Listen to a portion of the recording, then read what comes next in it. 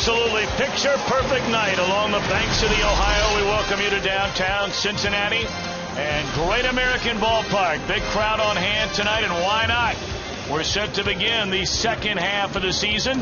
For the Reds, of course, played in the All-Star game in Phoenix, Arizona. They're being honored on the field just moments ago.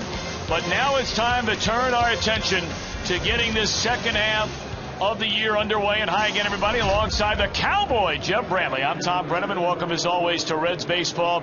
Well, we turned back the clock a year ago where the Reds were in the standings presented by Honda, and they were sitting atop the National League Central. This year, Cowboy, they begin the second half in fourth place, but only 4 games behind. What has to happen to get them back on the top? Well, I think, Tom, the close ball games have really been the Achilles heel of this ball club here in the first half. It was really a positive for this ball club last year, but they just don't seem to be able to get that big hit right at the right time towards the end of the ball game. And I think it's very apropos that Johnny Cueto is on the mound tonight, because he's the one that suffers the most. Well, he has been by far the best Red starter since coming off the disabled list in the month of May. And when we come back, we'll look at the front 5 to begin the second half in the Reds rotation. And Cowboy will break it down for you in a moment.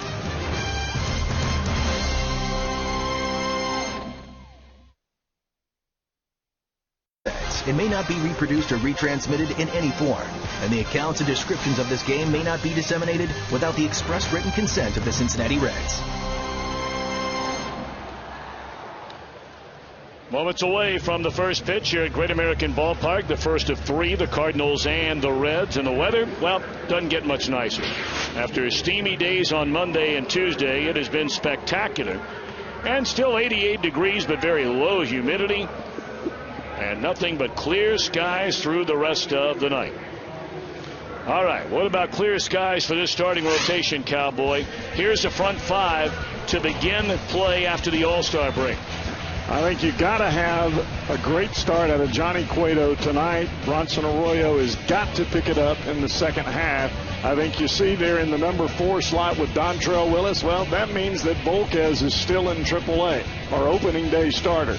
Things have got to be looking up for this rotation for this club to keep moving. But it all starts with their main man, at least through the front 2.5 months. It's being activated off the DL, Johnny Cueto. Tom, I don't know that you can pitch any better than what Cueto has done here in the first half of this season, and really at the end of last year's last 20 starts. He's only given up more than 3 runs one time. But yet he's 9. They've only won 9 of 11 in those starts. I mean, it's trying to get it rolling here to begin the second half tonight. Reds, Cardinals. The chase is on in the Central Division, and we kick it off when we return. State Farm for auto, home, life, and banking. Get to a better state. By your local Ford dealer. Ford, drive one. By the Regional Tourism Network. Book your trip at CincinnatiUSA.com. And by Skyline Chili. Whenever you're feeling good and hungry, it's Skyline time. Reds have taken the field in preparation of Game 1 of this 3-game weekend set, taking on the St. Louis Cardinals. First home Major League debut for Zach Cozart in a Reds uniform. And here's a Cardinal lineup under manager Tony La Russa. Ryan Theriot, Colby Rasmus, and Albert Pujols to start it. Matt Holliday and Lance Berkman, both All-Stars. David Freese down at third. A latter third of All-Star catcher Yadier Molina, Skip Schumacher, and Jake Westbrook against 5-3 right-hander, making his 13th start with a pair of complete games. And look at the ERA for Johnny Cueto. Well, Cueto has been more than good, and what I was saying a while ago, in the last 20 starts, he's allowed 3 earned runs only once. The Reds have only won 9 of 11, 9 of 20 of those games. Strike 1 to Ryan Theriot, so the mythical second half of the season is underway. Whereas Cueto on the last road trip faced these Cardinals, and for a second time this year, he was so dominant. He faced him his second start off the disabled list back in the middle of May when the Reds swept St. Louis 3 in a row. He gave up 3 unearned runs, 3 hits in 7 2/3 innings in a 7-3 win. And then the game in St. Louis, a complete game for Cueto, but he lost 1-0, allowing 6 hits and 1 run. The 1 run scoring on a broken bat infield hit in the 8th inning. And that goes back to what we were discussing as we started this game. The fact that the Reds have not been able to come up with that one big hit to win those close ball games. And they really did that last year. Hopefully in the second half things will change in a better direction.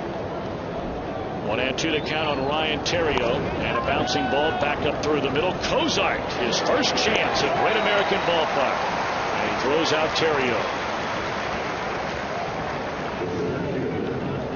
Take a look at the Reds defensively, presented by Ford. Heisey, the surprising starter in Game 1 after the All-Star break for Stubbs in center, flanked by Lewis and Bruce. The regular group in the infield since Cozart came up from Louisville, and a battery of Cueto and Ramon Hernandez. Cueto gets a lot of ground balls, and with this infield, it should mean a lot of outs here, especially early in the ballgame. Colby Rasmus, a center fielder, back in the 2-hole. That's where Tony La Russa likes him. But he has been so up and down so far this year that he's hit near the bottom of the order, and due to injuries at times, has hit in the middle of the order. And remember, everybody in the middle of that Cardinal lineup, with everybody healthy. Talking about Pujols, Holiday, Berkman, and Freese. 3 of the 4, the lone exception being Berkman, have all spent a lot of time on the bench injured. 1-2. I think one of the reasons, or the main reason, that Rasmus is hitting in this number 2 spot is because of that 246 batting average. Normally Rasmus is not around that spot, and he's really down in the home run department. You look at the guys that you were just talking about, Pujols, Holiday, Berkman, and Freese. When they have been healthy, they have been stinging the baseball. That one stung into right field, and Bruce giving chase. What a nice play made by Jay Bruce. Wow. That ball left the bat. I don't know about you, Cowboy. I didn't think he had any chance to get there. Tom, there's so much about speed that is talked about in this game of baseball. How about quickness on the jump there? Right on, as the ball comes off the bat, Bruce is already breaking into the corner. He reads the ball as well off the bat for an outfielder as anybody I've seen.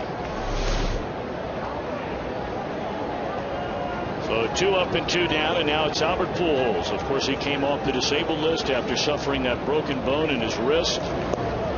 Activated the 2nd game of the series when the Reds were in St. Louis. Did not start that game. He started the 3rd game. And a 1-0 pitch to Albert. Straight away center field and tag. Back to the wall is Heisey with room up over the wall. He got it. How about that play?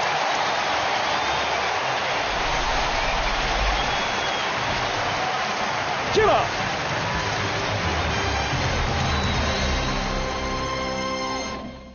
At the top of the 1st inning, ready to play defense. Amazing catch here by Chris Heisey. You talk about fundamental catch. 2 hands as he leaps over the fence to catch the baseball. How many times do you see that anymore? Never. Right on the money, folks. And naturally, Heisey will lead things off as the Reds come to bat here in the bottom of the 1st inning against right-hander Jake Westbrook. They roughed him up, and I mean roughed him up mightily. That was a game they blew the 8-0 lead. They wound up winning the game, of course, in extra innings. And it has not been a good first half outside of a start here and a start there for this veteran Cardinal right-hander, who is very much the epitome of a ground ball pitcher. 2 balls and no strikes. Well, the issue for Westbrook is getting the ball down in the strike zone. If you're a sinker ball pitcher, you've got to have the ball in the lower half of the zone or you're going to get hurt. 3-0 to Heisey.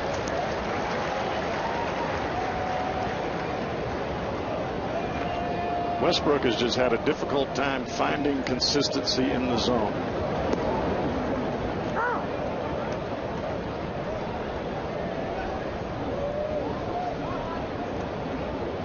Three balls and a strike to the Red center fielder. And now the count is full.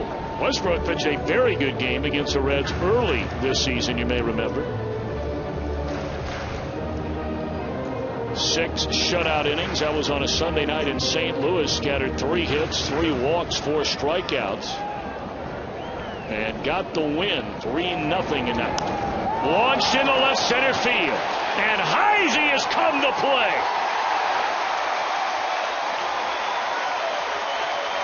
When you hit first, it's almost like, well, it's kind of like pinch hitting. And who's better at pinch hitting than this guy? And that's one of the reasons he's hitting first in the lineup. You get a fastball pitcher on the mound, and he smokes this ball out of the ballpark in left center field. A sinker down and in. Boy, when you're the new guy in the lineup, the ball happens to find you.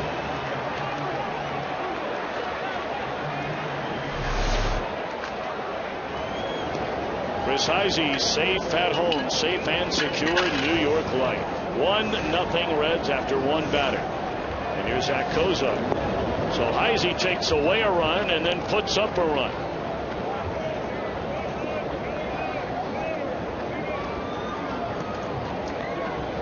Kozar 5 hits in his first 16 at bats, and there's another base hit for Kozar into right field. So his first at bat is a Red here at home. And now Kozar has hit in every game which he has played to start his major league career, including a game off the bench. So Votto coming up, Brandon Phillips in a cleanup hole, Jay Bruce in right, Scott Rowland in third. For the latter third, Fred Lewis, Ramon Hernandez, and Johnny Cueto. Well, this is a lineup that Dusty Baker has shook up pretty well, hoping to get some runs in big-time fashion. Here's Votto at 324, 13 home runs, 55 runs batted in. Got a couple of at-bats in the All-Star game, went 0 for 2. Second year in a row, the reigning National League Most Valuable Player has played in a Midsummer Classic.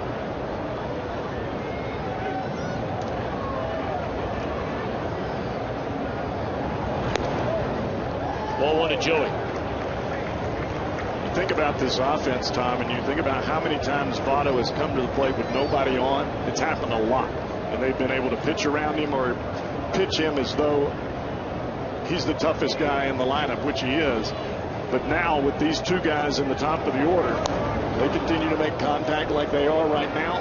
It's going to make it tough to pitch around Votto, especially with Phillips hitting behind him.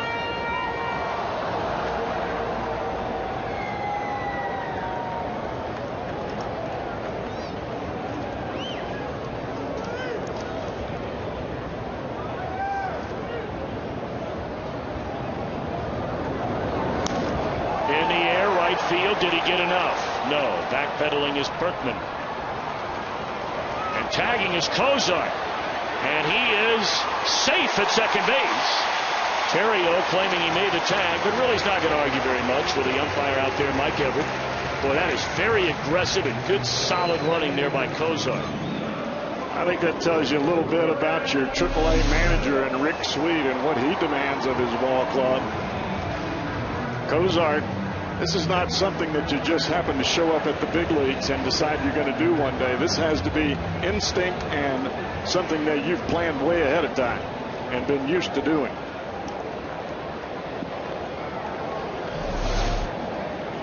Well, Kozar in scoring position for Brandon, a .290 batter.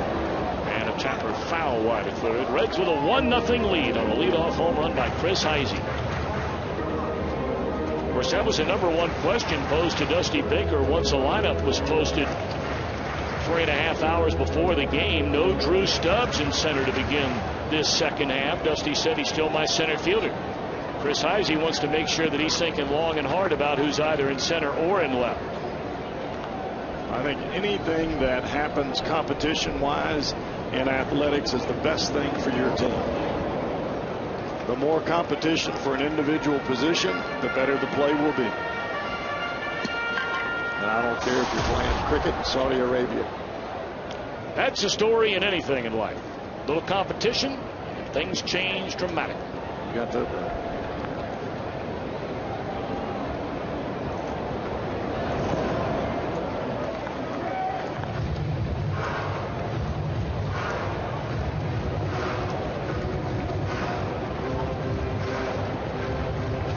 How many teams can say that they have 4 All-Stars in the middle of their lineup in back-to-back fashion? Well, both of these teams nearly do. If you had Molina just flip-flop with David Freese, a third baseman, both of these teams would have exactly that. 4 All-Stars right in the middle of their lineup. Phillips gone on strikes, and there are 2 outs in the inning. Take a look at St. Louis defensively, presented by Ford. They have All-Stars in Holliday and Berkman in left and right, Rasmussen center. Of course, Albert Pujols did not make the All-Star team this year, so I guess technically I'm incorrect in saying that, but everybody knows he's an All-Star. No doubt about it. And Yadier Molina went to his 3rd straight All-Star game behind the plate. All right, here's Jay Bruce. And he swings at the first pitch and pops it up in the foul ground over near the Cardinal dugout and off the top of it. But let's face it, Tom, this Cardinal ball club, they may have the sluggers in their lineup, but they do not play the same type of defense that the Reds do. And there are very few teams that can claim that. I think it's amazing whether people like Tony La Russa, and of course many around here do not like Tony La Russa. You know, with all the rivalry that has taken place, especially over the last couple of years between these 2 teams. And it is a great rivalry. But he has done a spectacular job with his Cardinal team this year when you consider all the injuries and to who the players are that have been hurt. I mean, it would be like taking Votto and Bruce and Phillips out of the lineup at various points in time during this first half of the year, and yet they sit atop the division 6 games over 500. Well, every time they've had an issue where a big player has been taken out of the lineup, somebody has stepped up bigger than what they were before. And that's what the Reds did last year, and that's what they've got to do now. They've got to have their big players come to the ballpark with big time ideas every day.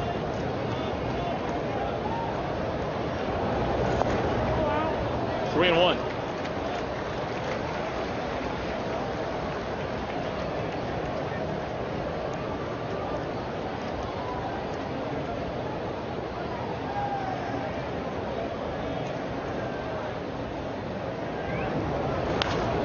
Pull to the right side, and this will end the inning.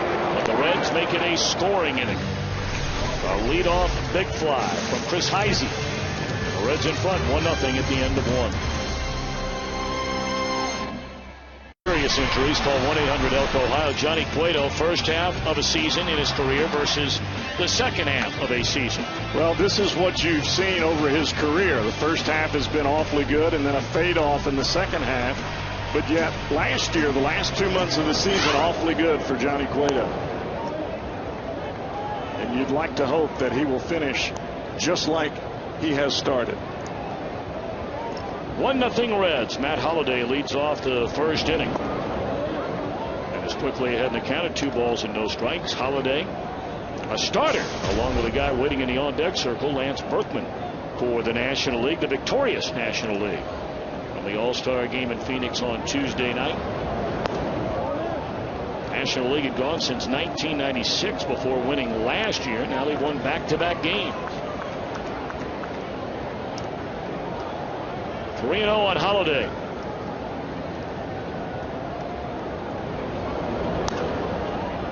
And a lot of these Cardinals will swing 3-0. And Holliday, one of them, fouls it off to the first base side. That turn seems to be getting greater and greater and greater from Cueto. Well, it didn't start like that, but yet it seems to be the place that he's going now, almost a full body turn. And at some point in time, you've got to stop how far you're spinning around because you've got to keep yourself in balance.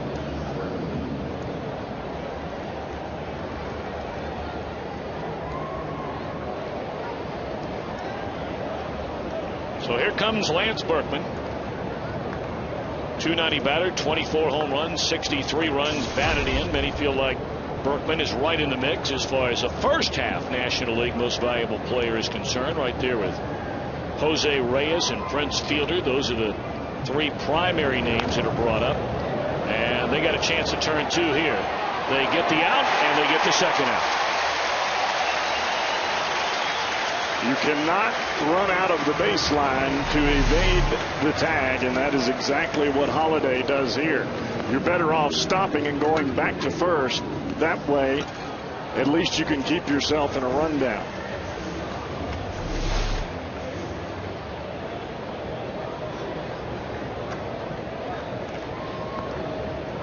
you're Johnny Cueto, those are the kinds of plays that keep your energy level up and allow you to get deeper into ball games, which is what the Reds really need him to do here in the second half. No fatigue. Those numbers we showed you earlier, a lot of that has to do with fatigue in the second half. But being on the DL basically the first month and a half of the season may be a blessing in disguise for Cueto and the Reds. Giving that extra little month of energy. Well, the other part about it, too, is everybody will tell you to a man. Cueto obviously has taken his craft to an entirely different level. And he's in better shape. He's working out a lot more. He looks a little thicker, but that's just his body type. Right. You see him running the stairs. You see him running outside, where you never saw that before. That ball clobbered into left field. And that's up against the wall. And David Freese has a 2-out double. Well, when you get that much turn that you were talking about, Tom, you saw the hanging breaking balls earlier to Holiday, and he ends up walking, and this is exactly what this pitch is, a hanging breaking ball on the inside part of the plate.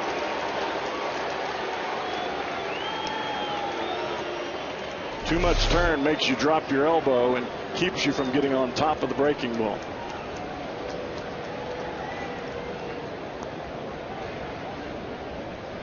So a runner in scoring position with the Reds leading 1-0 here in the second inning. 2 are out, and here's Yadier Molina. Molina had a very good first half. A .282 batting average, 5 home runs, 31 knocked in.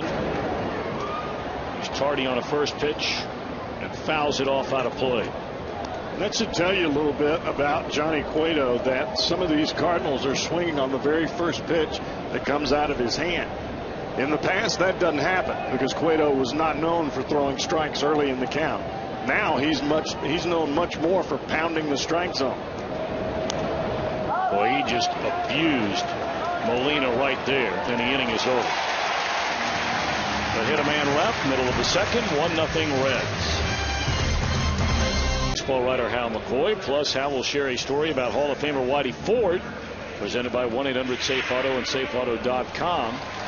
And don't forget, Sunday after the Reds game, right here on Fox Sports Ohio, Boys in the Hall featuring Whitey Ford will come your way.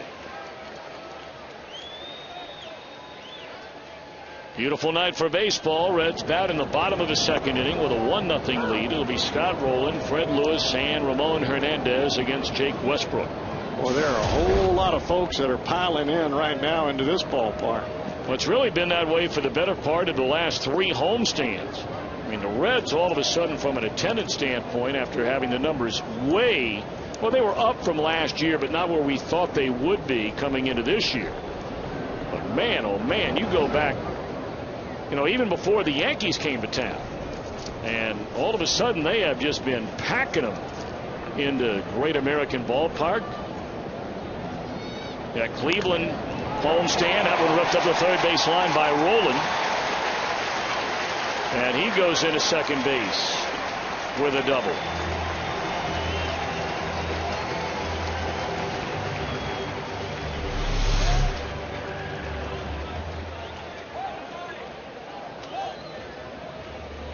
And that is a milestone hit for Scott Rowland. His 500th career double. Hall of Famer George Brett and Atlanta third baseman Chipper Jones are the only third baseman up until now in the history of Major League Baseball to produce at least 2,000 hits, 500 doubles, 300 or more homers, and 1,200 or more runs batted in. Scott Rowland, with that double, joins that very exclusive club. Congratulations to Scott Rowland. Boy, that is doing it. And the bat boy was quick down the line to get that ball once it came back in to play. And you could see Johnny Gomes, he was the first one out of the dugout to make sure they got the baseball and take it in. Crazy part about that, though, Tom, is Scott doesn't care. All the things, all the stuff that he gets, the balls, the memorabilia, they all go to his dad. Pretty cool present, though. Oh, yeah. Freddie Lewis Not going to advance a runner. Hit the ball very hard, but right at Terrio. Reds fans, if you're in the restaurant industry, let JTM Food Group help you with great tasting products for your menu. Inspired solutions, better results. That's JTM.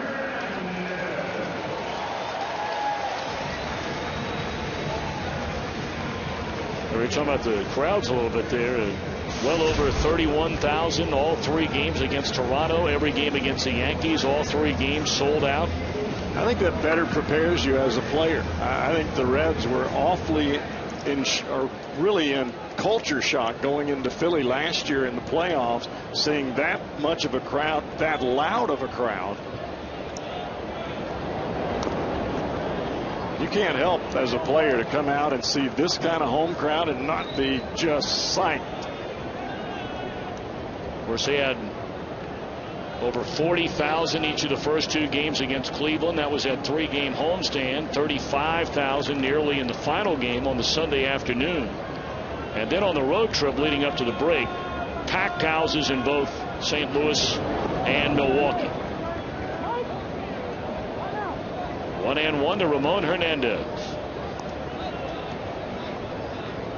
Well, you know that when you have the 4 teams that are going at it right now, and that includes Pittsburgh along with the 3 teams you just named, and the Reds head there after this 3-game series, and from what I hear, Pittsburgh is packing them in. Yes, they are. They've sold out, I think, each of their last 7 home games, if I'm not mistaken. In their strike 2 or 1-2 to Hernandez. And the Pirates have really taken advantage of a favorable schedule here, and you give them all the credit in the world. I mean, they're beating the teams they're supposed to beat. We talked about it that final week before the All-Star break, how the Pirates had a chance to really gain some ground if the Reds and the Brewers and the Cardinals could beat up on one another. And that they've done. And here they open the second half against the Houston Astros, another team down before they collide with the Reds starting on Monday night. And that's as the Reds and the Cardinals play each other. Somebody's got to lose. And if the Pirates win, it can only help them. And the Brewers are on a killer road trip. 10 games to begin the second half. And they have been a dreadful road team. Great home team. Hernandez out of there swinging, 2 away. One of the worst road records in baseball. I mean, they're the worst road record here in the Central. And even past that, all throughout the game, they are terrible. Brewers are 16-30 on the road. 14 games under 500. And you have to wonder why in the world would a team with that kind of firepower would be that bad on the road. Doesn't make sense. They started play last night, you may remember. Lost to Colorado in the first of 4.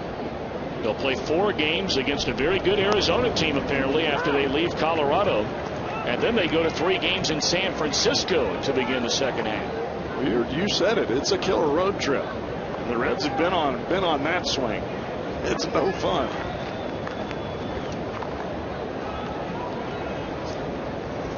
Oh, 2 to Johnny Cueto.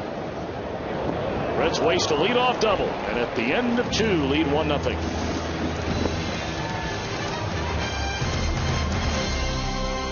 Dusty Baker, his team trying to kick it into gear really for the first time all year long outside of the first week of the season when they began the year, you may remember, 5-0. They got to as many as 8 games over 500. That's after sweeping the Cardinals back in mid-May, but things have been a major struggle by and large since then, when the Cardinals were last year on May the 15th. And after the 3-game sweep, the Reds were 6 over. They eventually got to 8 over by winning the next 2 games against Chicago. And then you remember the Pirates came in here, beat them 2 in a row, and they've just not been the same since. In fact, the Reds have not had back-to-back wins in their last 24 games. It's been a month. I think when you hear Dusty Baker say what he said, you look inside that and it makes you feel like what he's saying is that the the time away from each other is going to allow you to relax a little bit. That ball smashed by Schumacher. And right off the glove, the body of Joey Votto.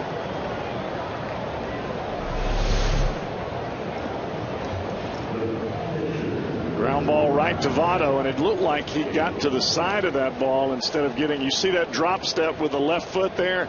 That allows his body to turn just slightly, so when the ball took that final hop, it goes off the side of his body and caroms into the outfield versus falling right in front of it. It's an error on Votto. Johnny very early in this game has only allowed 1 hit, but he has walked a batter, and he's fallen behind a lot of batters. That one bunted perfectly by Westbrook, and that'll advance a runner on to second.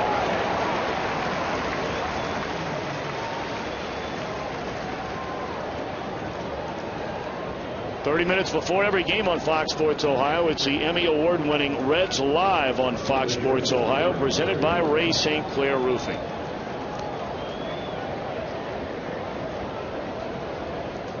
Reds Live will come your way again tomorrow at 6:30 Eastern Time with Jim Day and Jeff Pecoro. And then 12:30 the series finale on Sunday.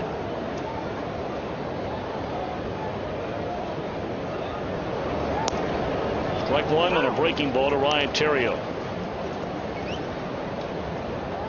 It's a big out right here for Johnny Cueto. You get the out here, then you can really press and force the issue against Rasmus. You don't get this out here, you know Pujols is going to come to the plate.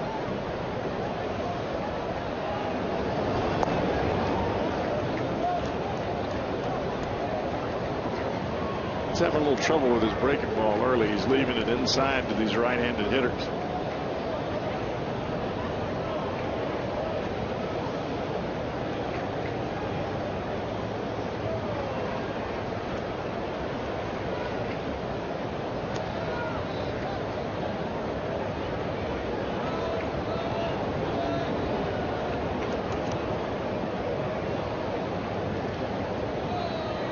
See Pujols in the dugout with that bat a while ago. You wonder if he sleeps with that thing.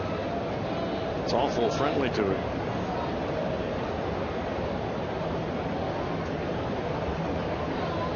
One and one on Theriot. Back to Cueto. He'll look to run it back to second, get the out at first. Well done by Cueto. Awfully good job by Cueto. No place to go at second base. But what he did do after the play was eliminated at second, he got his feet back underneath him and made a balanced throw to first base. A lot of times as a pitcher, things feel like they're happening so fast, you fake the ball to second and you throw off balance to first, and the ball ends up down the first baseline and all havoc breaks loose. So here is Rasmus. He hit that liner to right field that Jay Bruce made a beautiful play on, just in front of the wall in the first inning, and there's ball one to Rasmus.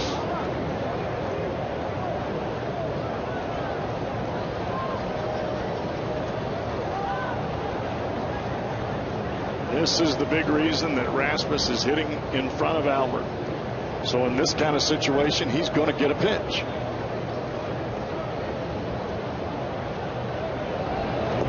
Well, we've talked about it so many times through the years.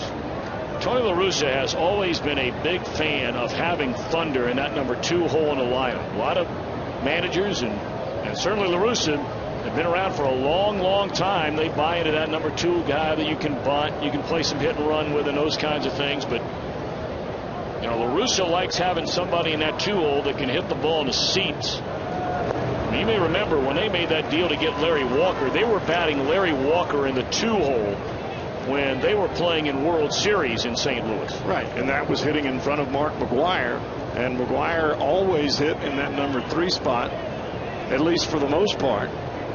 And that's when a lot of the batting the pitcher in the number 8 spot came about, because Tony did not want to bat Mark McGwire in the 4 spot. He did not want to change up what McGwire was doing.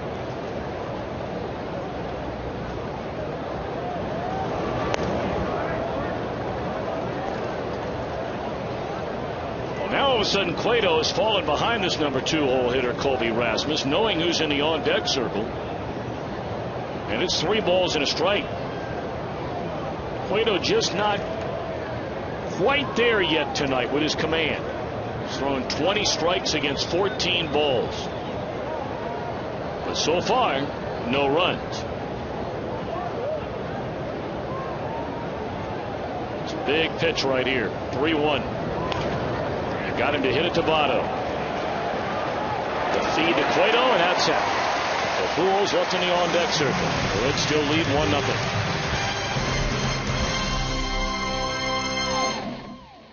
With a 1-0 lead. Top of the order coming up. Chris Heisey homered to lead off the game. In fact, his last 2 home runs have been leadoff home runs against Jake Westbrook.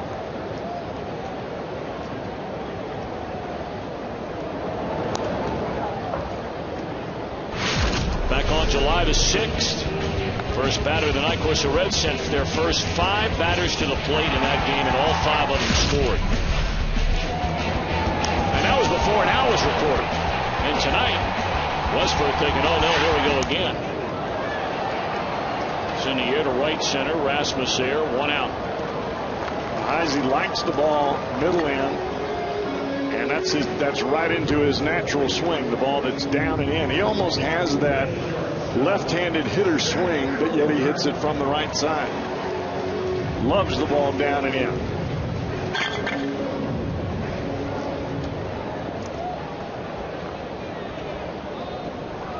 Zach Cozart singled into right, tagged up, went to second on a fly ball to right, and was stranded right there when Westbrook was able to retire. Brandon Phillips and Jay Bruce in the first inning.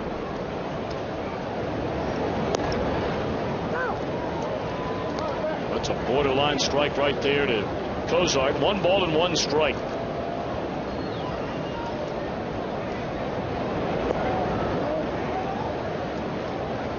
You see Cozart play and you think, how long has this kid been up here? You'd think he's been around for 5 or 6 years. Calm and cool.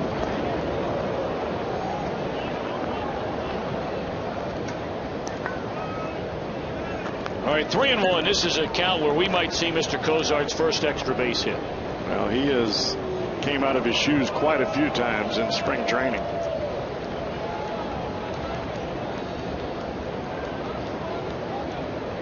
And 1. And another borderline strike. Well, that's 2 of them in this at bat. And that's not a bad pitch to take there. A 3-1 pitch, you're looking for something that you want to hammer.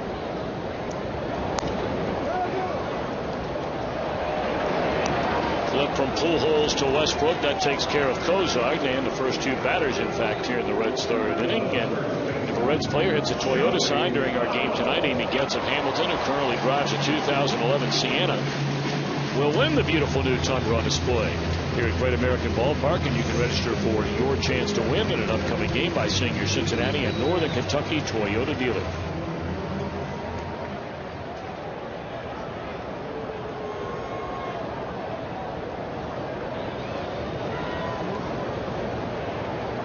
Now Votto, he flied out to right field, his only time up.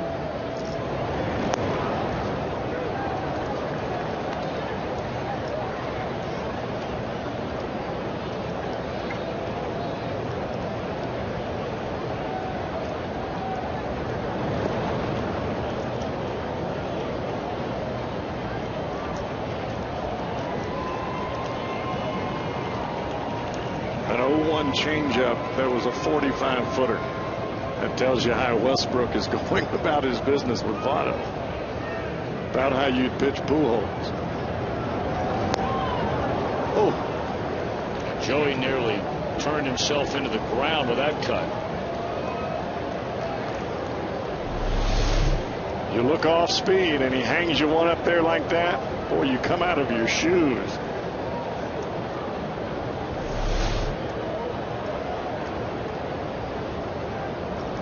Westbrook shaking off Molina 3, 4, 5 times before finally saying all right.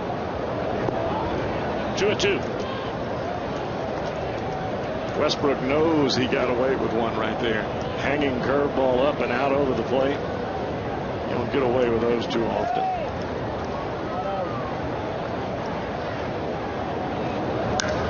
That ball scalded into left center, but there's Erasmus to end the inning. 1-2-3, first of the game for Westbrook. We played 3 and the Reds lead 1-0. Retailers and our military around the world. JTM Food Group. By your Cincinnati and Northern Kentucky Toyota dealers. For a dealer near you, visit buyatoyota.com. By Geico. 15 minutes could save you 15% or more on car insurance. Visit us at geico.com or call 1-800-947-AUTO. And by Sonic, America's drive-in. It's new, it's better. It's the new Sonic Good. Part of the order coming up against Johnny Cueto for the Cardinals here in the 4th inning, with the Reds leading 1-0. Albert Pujols had a home run taken away his first time up on a fly ball to right center field. Chris Heisey went up and over the wall to bring it back.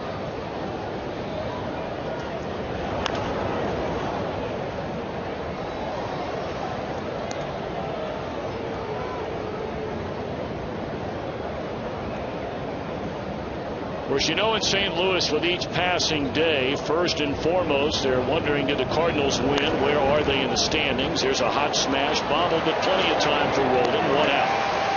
But, I mean, it's only natural. It'd be the same thing if you were talking about, say, Joey Votto in a free agent year. You're beginning the second half of the season, and in St. Louis, you know, they're thinking about it with every passing day. Will this be the final 2.5 months in a Cardinal uniform for Albert Pujols? It's only natural to think that way. I mean, the easiest thing in the world to do is say, nobody's talking about it. And you got to give the Cardinals a lot of credit. When they said in spring training, and when Pujols said it, and when the organization said it, we're not making an issue out of this during the course of the year, everybody sort of scoffed and said that's impossible. Well, they've done a good job so far. Well, the last thing that you want as a ball club and as a manager for your ball club is to have your superstar embroiled in controversy. That is a mess.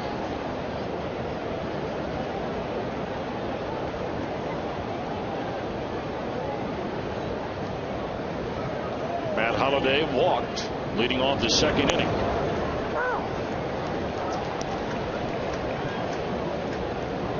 Tell you what, Cueto pitches inside more now than I have seen him so far in his career. The pitch to Pujols that he grounded to third was a good fastball down and in to Albert.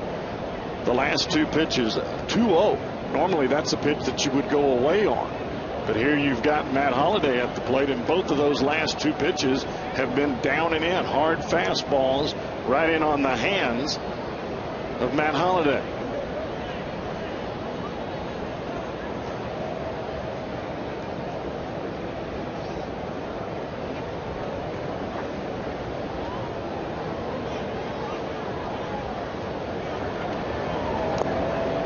Wow. Came in again and got him on a fastball, strike 3. Well, the bottom fell out of that pitch.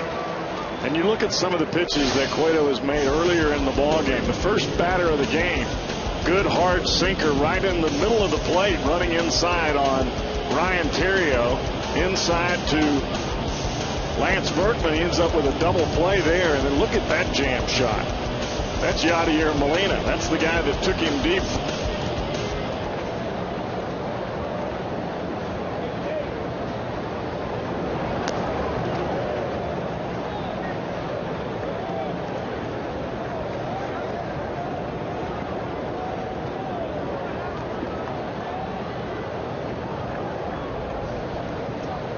So now Berkman with 2 outs and nobody on. He bounced into a double play his first time up. Wow. I think the slider's coming around. I think you're right. Getting on top of the baseball, especially those fastballs that he was driving in to Matt Holliday, seems to have helped his breaking ball. He's starting to get on top of the ball a heck of a lot more than he was early. Look at that. And that's really what's made Johnny so much tougher this year than in any other year, is the fact that he's on top of just about every pitch that he makes, driving the ball down. Very few are left up in the strike zone.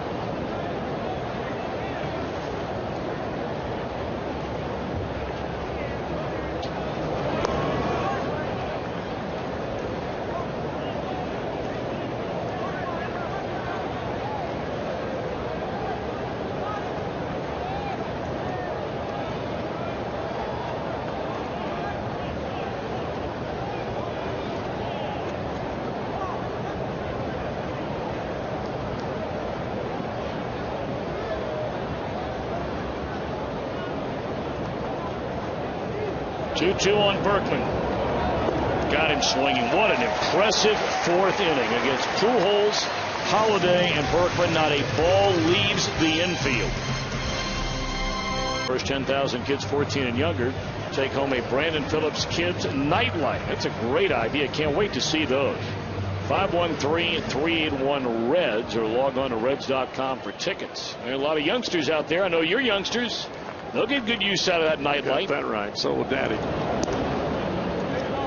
You keep a nightlight in the room, do you? Well, in the bathroom. I don't want to fall and hurt myself. That's a very good point. It's not a bad idea. There you go. You take one with you when we go on the road in the hotel? Yeah, because half of them are pitch black. Popped up and crossing into foul ground. Phillips retired. Schumacher squeezes it. They'll bring up Jay Bruce, and he is our Farmers Insurance report card topic. Among all players in the major leagues, 25 or younger, and of course Bruce just turned 24. He has by far the most home runs. Fellow All-Stars Upton and Sandoval. McCutcheon on that All-Star team as well, but he's not known as a home run hitter.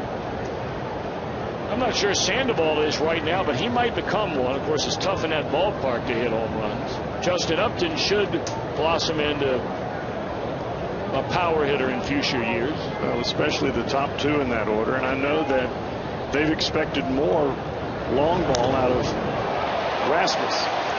Drive into right center field, and it'll stay in the park. You can tell he hit it off the end of the bat. And he knew it. All of a sudden, Jake Westbrook getting into a pretty good groove here, and he's one of those kind of guys that, if you don't get him early, then you have a tough time. Yeah, I mean, the Reds had a runner at second base with one out in the first inning after the home run by Heisey. Couldn't get a run. They had a leadoff double by Roll in the second inning. He never advanced a base. In fact, ever since that double, that's 8 in a row now retired by Westbrook. Jake Westbrook is one of those types of pitchers, keeping the ball down and having that sinking action. If you try to lift the ball, you're going to get a lot of balls off the end or a lot of balls on the ground.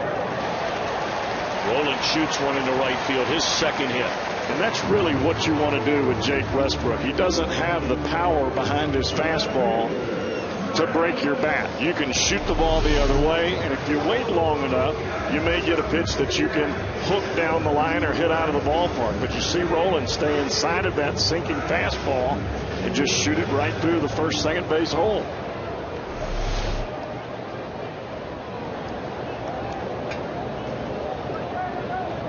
So Rowland turn around and say thank you to the first base umpire Mike Winters, who undoubtedly congratulated him on that 500th career double, his first time up. And I'm sure Albert Pujols did the same. Longtime teammates. I mean, they were two of the real cornerstones of that Cardinal team that won the World Series, with Rowland at third and Albert at first. Well, I don't know that you get a whole lot more class than what you got right there at first base. You got it. They'll go to war with each other as much as they will talking to each other over there at first base.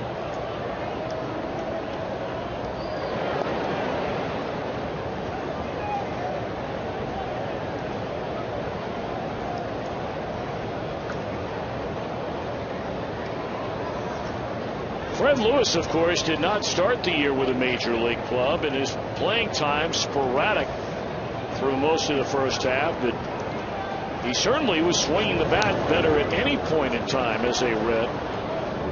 Over the last month, leading up to the break. He hit .340 over his last 19 games. Of course, that's not playing every day. And it almost seems as though he's been able to separate the pinch hit at bats with the game on the line and still go into his at bats that are grind out at bats like this would be here with 2 outs, and still be able to put the bat on the baseball.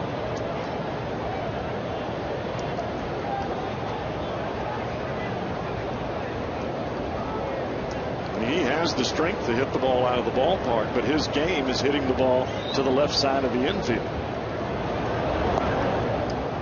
He hit the ball right on the screws his first time up, but unfortunately for him, it was a one-hopper right into the body of Ryan Theriot.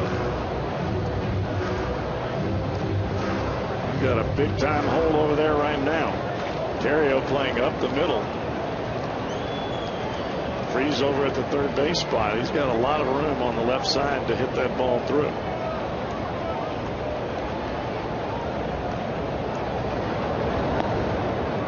Two and two.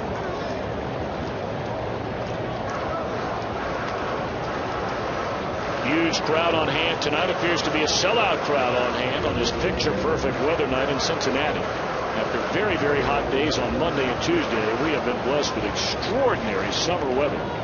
Wednesday, Thursday, Friday of this week. Big giveaway night tomorrow night. The Aroldis Chapman action figure. Still 2 and 2 on Lewis. Throwing a lot of off-speed pitches to Fred Lewis, trying to get him to roll over on a slow ground ball to second base. That's one of the reasons they've got Theriot playing him up the middle. Lewis trying to do the opposite, stay back and shoot the ball the other way.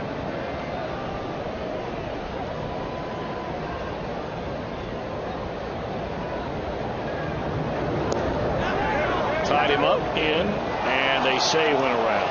Wow, boy, that's Chris Guccione down there. 1 hit, 1 left, into 4, 1-0 Reds.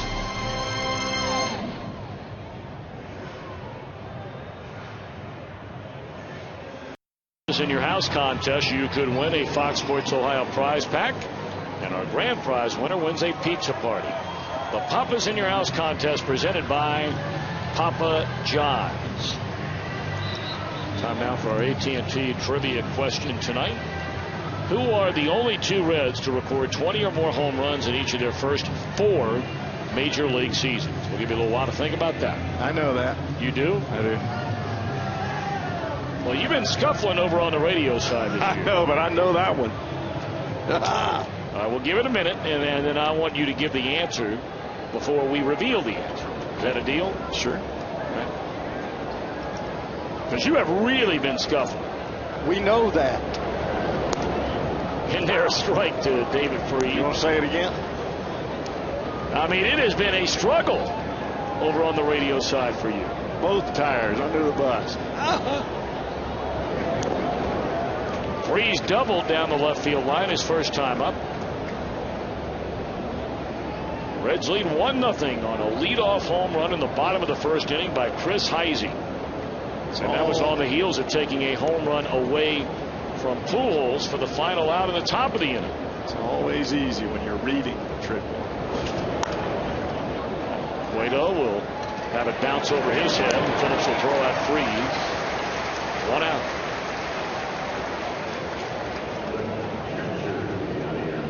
Molina to follow, and Schumacher coming up.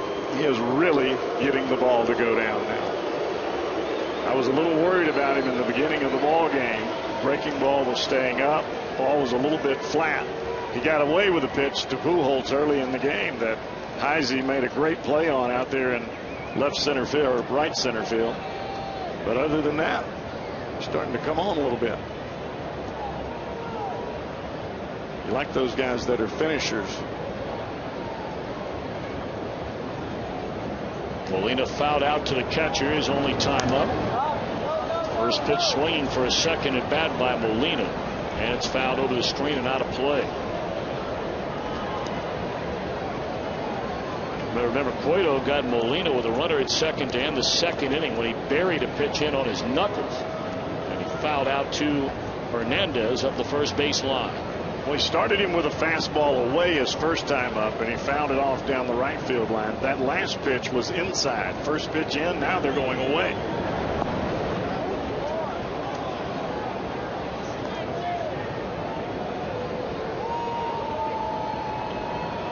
Molina makes his money by hitting the ball into that right center field gap. Every once in a while you'll see him cheat on the first pitch. Well, that's a beauty. Slider right on the outside corner. Turn and burn. Boom.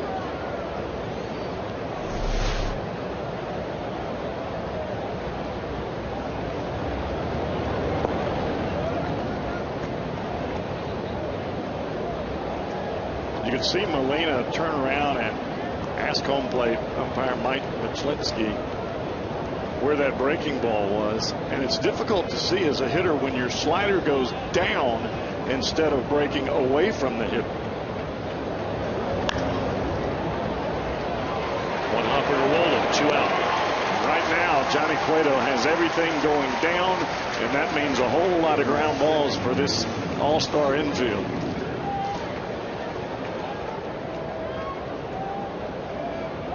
How about those numbers so far right there? Well, you love that kind of pitch count, especially when he was struggling early in the ballgame. But his last 9 batters, 7 ground balls, 2 strikeouts. That's what I'm talking about. Well, now Schumacher, who hit a 2-0 pitch very sharply right at Votto. And the ball skipped off his body and into right field. Ball 1 to Schumacher. It's always so interesting when you're playing a game like this, 1-0 game, and you look at the way the lineup has a potential to roll over. If you take care of Schumacher here, you know that in the 6th you have the pitcher leading off and then 1 and 2 in the batting order. Whereas, of course, if Schumacher reaches, pitcher conceivably makes the last out. Well, now you know you're going to face Pujols in the next inning with the top of the order starting it. And that's not where you want to be. 1-2 pitch.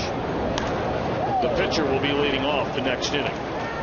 Heisey giving way to Lewis. 1-2-3 for the second straight inning by Johnny Cueto. July the 23rd, they take on the Braves. Get to the ballpark early, be one of the first 30,000 fans. You'll bring home a Johnny Gomes bobblehead thanks to Champion Window and Patio Rooms. For tickets, call 513-381-REDS or visit Reds.com. Of course, Champion, our proud sponsor of the Reds broadcast booth. How about that goatee? That's solid. Solid.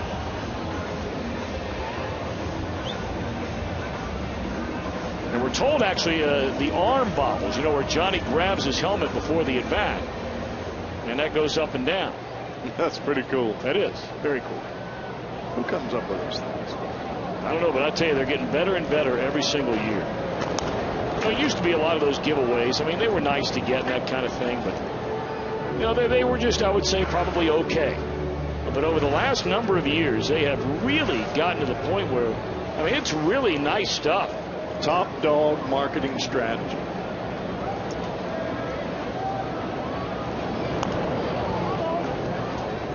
No one hotter than Ramon Hernandez when the All-Star break came around. He finished up the first half with a 7-game hitting streak, had 10 hits in his 24 at-bats leading up to the break. 0 for 1 tonight. Reds lead 1-0. Cueto to follow, and then Chris Heisey. And Ramon does just not look very comfortable here these first couple of at-bats against Westbrook. Well, the problem that you have with a hitter like Ramon Hernandez, who likes to shoot the ball the other way, you've got a sinker ball pitcher on the mound. He's throwing inside the majority of the time. And as a hitter that is like Hernandez, who wants to go the other way, you're trying to get inside of every one of those pitches, and that pitch makes you look crazy. Second time Hernandez has gone on strikes. That's 5 of them for Westbrook on the night.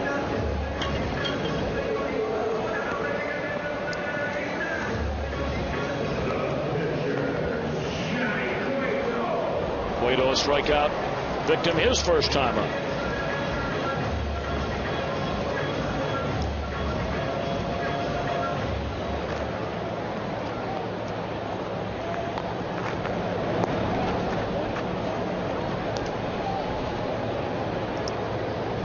What Westbrook likes to do is to throw the first pitch for a strike and then sink the ball in off the plate and make you swing at it.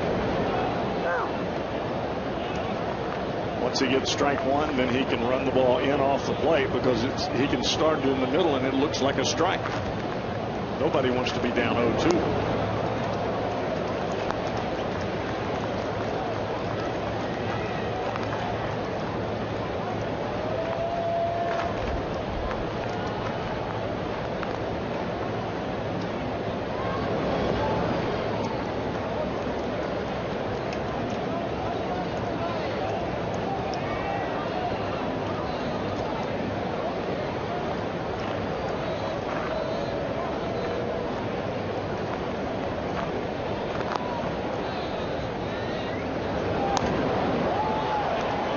To the mound, and that's out number 2.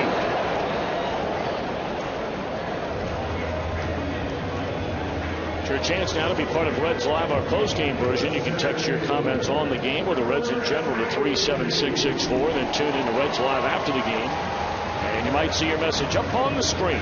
Message and data rates do apply.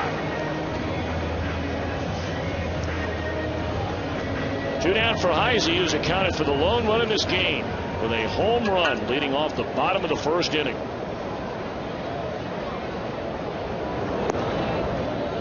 You see where they're pitching him now. They're staying dead away. Sinker, back door. He's trying to sink it to the outside corner, and they're staying changeup and breaking ball on the outside. Nothing in.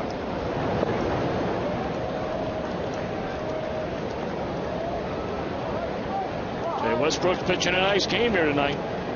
I think a lot of us were quite surprised that it wasn't Carpenter v. Cueto in a rematch of that July 4th game to begin the second half of the season. For the first time, in a number of years, Carpenter not a part of the National League All-Star team. We figured it would be Carpenter, Garcia, and then we'll see. But you and I were speculating a little bit, and Tony La Russa is never going to come out and say it because he's never going to concede a game. He figures why take the chance, or we're figuring he's thinking why take the chance of Carpenter against Cueto. It could go 1-0 the other way in the Reds' favor instead of 1-0 in the Cardinals' favor. Especially in this ballpark. And then all of a sudden, the next 2 days of the series, if you're trying to win the series, which everybody, of course, is trying to do, you've already gotten their number 1 guy. But if you find a way, again, if you're the Cardinals, to steal one here tonight against the Reds' main man. And this is what La Russa hoped for. He's hoping for this kind of ball game. He's hoping that the Reds would be over aggressive, coming out with a lot of adrenaline against a guy that. Oh, there's adrenaline, and there's another long one by Heisey. 2-0. He left that baby right over the inside part of the plate. You cannot do that to Heisey.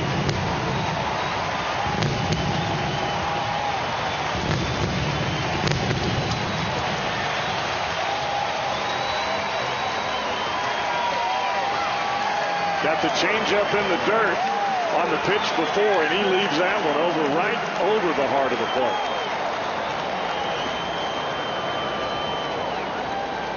There's now 12 home runs in limited number of plate appearances this year for Chris Heisey. Right in the middle of that little white spot at home. So 2-0 Reds. Second time in the career of Chris Heisey. He's had 2 or more home runs in a game, and it's the second time he's done it in 3 weeks. He had the 3 home runs, you may remember, on June the 22nd against the Yankees. Well, he didn't win the minor league player of the year for the Reds for nothing.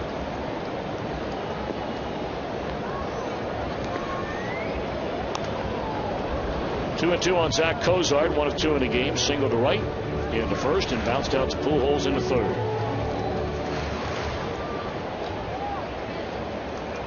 It's just a pitch for Heisey that he knows he can hit before he ever comes to the plate. The ball that's down and in, he knows he can hammer it. Ontario, the short hop. Throws out Cozart to end the inning, but Heisey again producing a run in a 2-0 Reds lead. July the 22nd. Sponsored by Dove Chocolate. The first 10,000 ladies through the gates get an exclusive Reds Girls Night Out t-shirt. And don't forget, stick around after the game. Our fireworks show, the theme is Girls Just Want to Have Fun. For tickets, call 513-381-REDS or visit Reds.com. John Jay will bat for Jake Westbrook, who goes 5 innings tonight. Allows 5 hits, 2 runs, 2 home runs to Chris Heisey. Jay, first pitch swinging, pops it up. Surprised he didn't start tonight. He's got 2 home runs career off of Cueto, and neither one of them has a long career. Well, I tell you, I like Jay. I think he can play a little bit, and they continue to bring in, big name guys every year that prevents him from becoming an everyday player.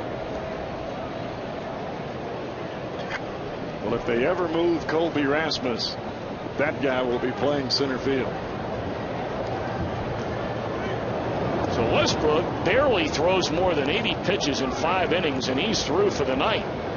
So you're going to get into that Cardinal bullpen a little bit tonight. He pitched very, very well in his 5 innings. And here's a strike to Ryan Theriot. Westbrook did not walk a batter, struck out 5. Right now on the short end of a 2-0 game. Breaking ball, grounded into center field, a hit by Theriot. Well, you talk about a seeing eye single right there. That ball almost stopped before it got to Chris Heisey. Hit it right in the right spot.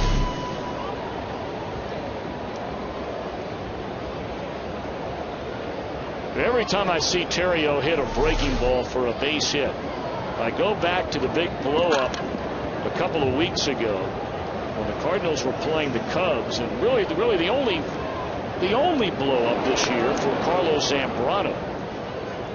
But wasn't he the guy that came out and said, I can't believe our bullpen's throwing Theriot breaking balls, because everybody knows he can't hit a good fastball. Now, I don't know whether or not that's true or not. I highly doubt that's true.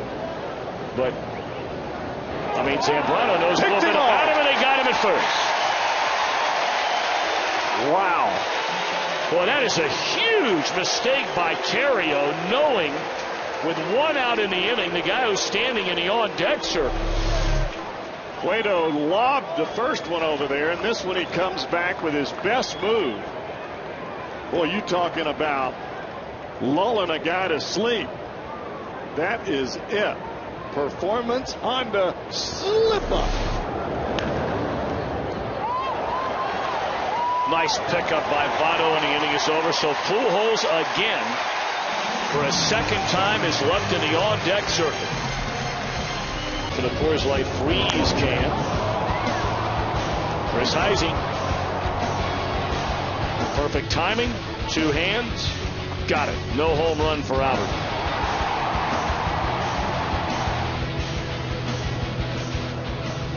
And that was the Coors Light Freeze Can, brought to you by Frost Brewed Coors Light. Been a big night for Heisey. Takes away a home run. Has hit a pair of home runs. We answer now our AT&T trivia question. All right, Cowboy, who are they? The only 2 Reds, 20 or more home runs each of the first 4 years. Quickly. Jay Bruce, Frank Robinson. I got it. I knew it. Very nice. Very nice. Come on, give me some of that now. Huh? Nice. I just didn't want to hit you with my ring. I don't want to get hit with that ring. That hurts. No, it does. Sorry. Raul Valdez takes over out of the Cardinal bullpen. We saw him after being called up from the minor leagues when the Reds were there over the 4th of July.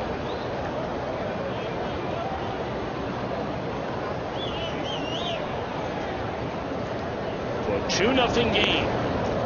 Votto to lead things off, followed by Phillips and Bruce. Papa John's. Better ingredients, better pizza. Order online at papajohns.com tonight. smashed into left field. A base hit by Votto. Holiday over to cut it off, and Votto with a hard turn to stop right there. Well, this is just the right time for the Reds to put together all the ingredients. They're in the middle of the order. They've got one of their back end of the bullpen guys coming into the ball game. This is the time that you make your run and separate yourself from the Cardinals. Well, that's a big league segue right there. What you talking about? You knew what you were talking about. Come on. I'm learning from the best. Come on. I'm learning from the best, pal. Come on. That's a big Hey, you're sitting right by me. Here's Brandon Phillips. First pitch, breaking ball, he pops it up. And look at Votto while they're standing around talking to each other. He's going to take off. Now Pujols and Molina standing there chatting about bumping into one another. What a heads-up play by Votto. Wow.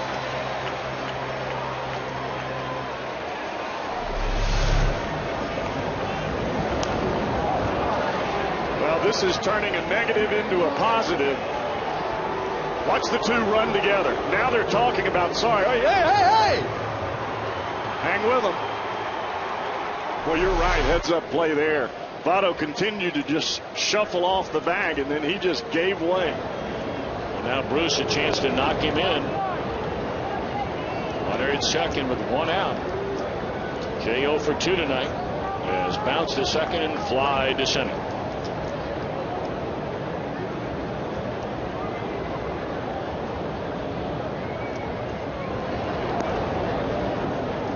Talk about get them over, get them in. I'm not sure that's where Phillips had in mind, but if you're going to run them together, it's not a bad place for them to run together back there.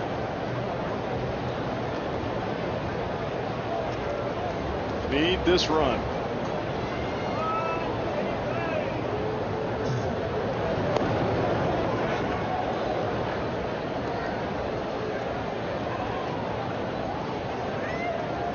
Two and one to Bruce. Valdez on a relief for the starter Westbrook, who went 5, allowed 2 solo home runs, both to Chris Heisey.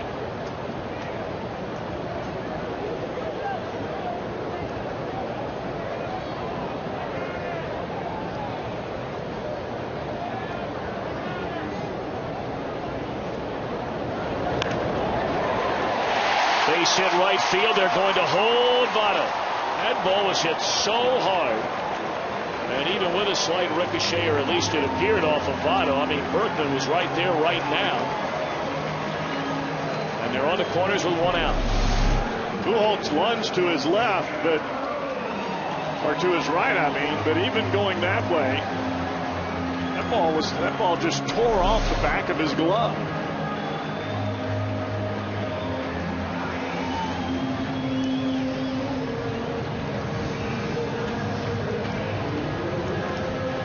That's going to do it for Valdez. And ironically, the only batter he retired was a right-handed batter. And that's what the Reds needed to do. They've got to make Tony La Russa continue to walk to that mound and bring in new pitchers. Skyline Chili call to the bullpen will bring on P.J. Walters to replace Valdez. Reds trying to add to a 2-0 lead. They're on the corners with 1 out. We'll be back. Bullpen just brought up when the Reds got out of town last week.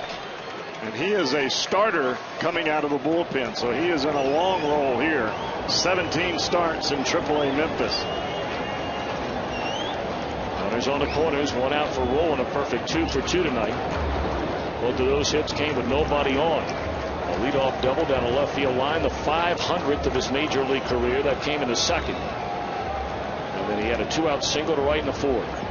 Votto a hit to begin the inning, alertly advanced to second on a foul ball. Went to third on a base hit by Bruce.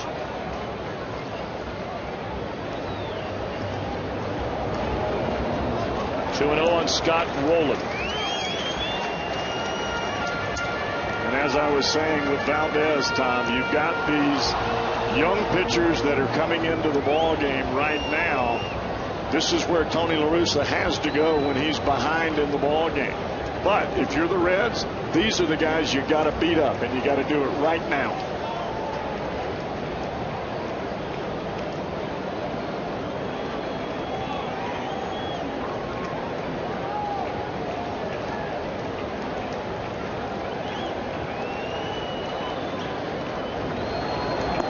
3-0.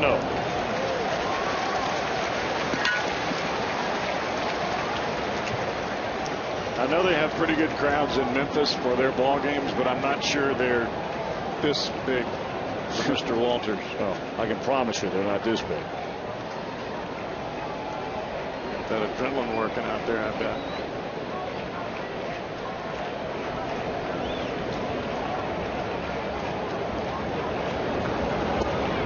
There's a 4-pitch walk out of the bullpen to a right-handed batter. Oh, Billy. Well, now you have the opportunity, not necessarily to kick the door in, but to make it extremely tough. And Fred Lewis, the man trying to do just that.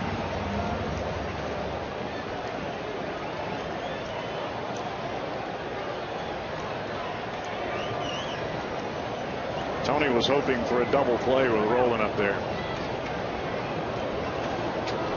You can tell by the delivery of P.J. Walters that he's a sinker ball slider pitcher, but he couldn't get anything over the plate. And hopefully Fred Lewis will make him do just that.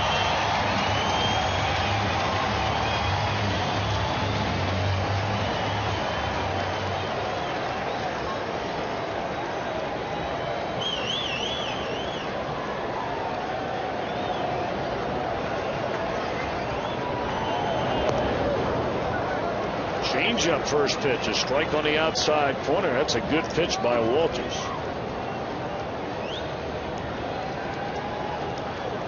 That's one of those pitches where when you're throwing it, you're hoping to get out of the inning with that one pitch, and hopefully the hitter is over aggressive.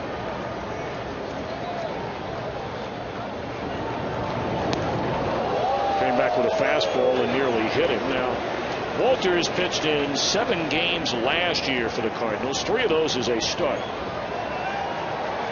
But as Cowboy mentioned, he's been starting the entire year for their AAA team this season before being called up a little over a week ago. Pulled the string on him with another change, and he's ahead at 1-2.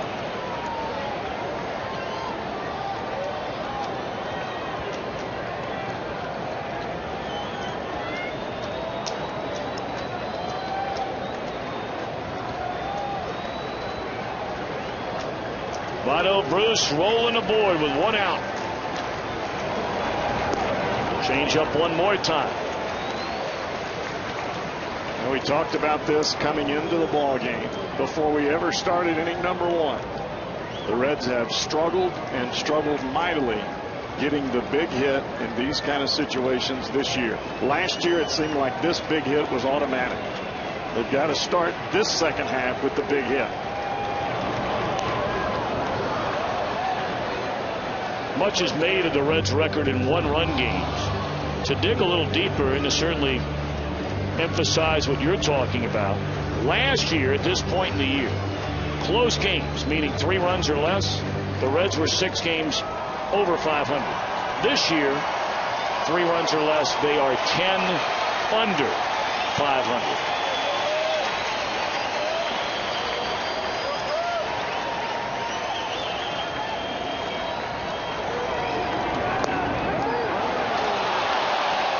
Two out.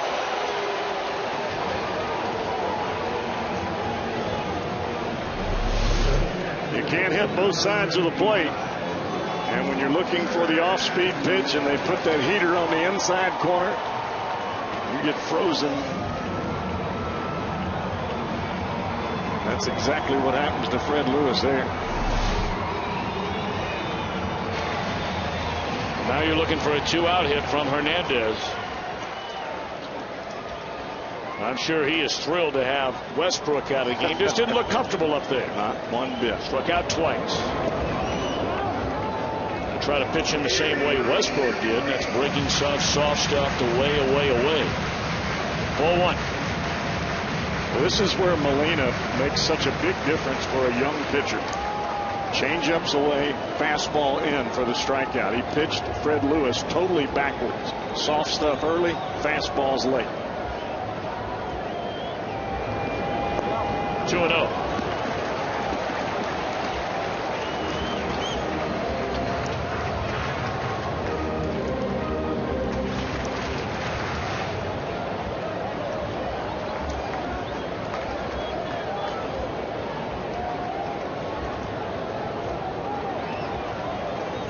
They're loaded, 2 outs. Reds trying to add to a 2-0 lead over the Cardinals in the opener of this 3-game series. And they're not going to do it.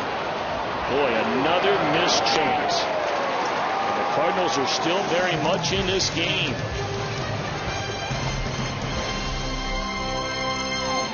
On U.S. News and World Report's Honor Roll for Best Children's Hospitals 2011. And by your Cincinnati Northern Kentucky Honda dealers. Visit mycincinnatihondadealer.com for current offers.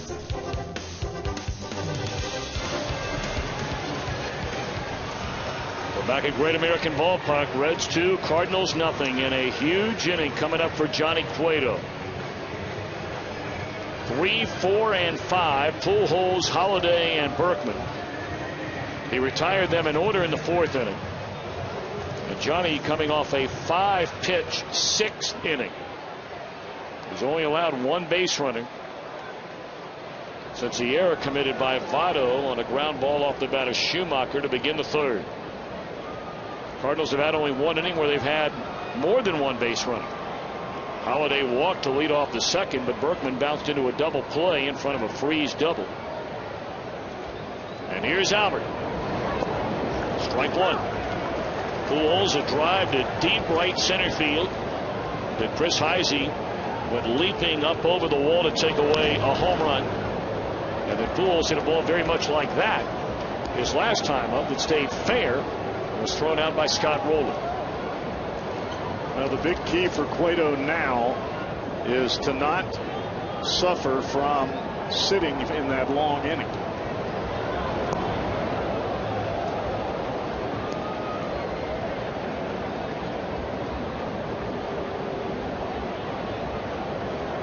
Cueto was struck out 2, walked 1, allowed just 2 base hits. 1-2 to Pujols. Jam shot, pop up, shallow left field, and it'll fall a hit. Wow.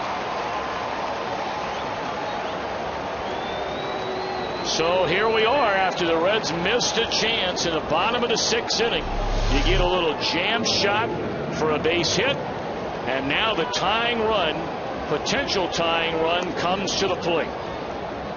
Awfully good pitch by Cueto on a ball inside to Pujols. But the problem in left field there, Fred Lewis broke back.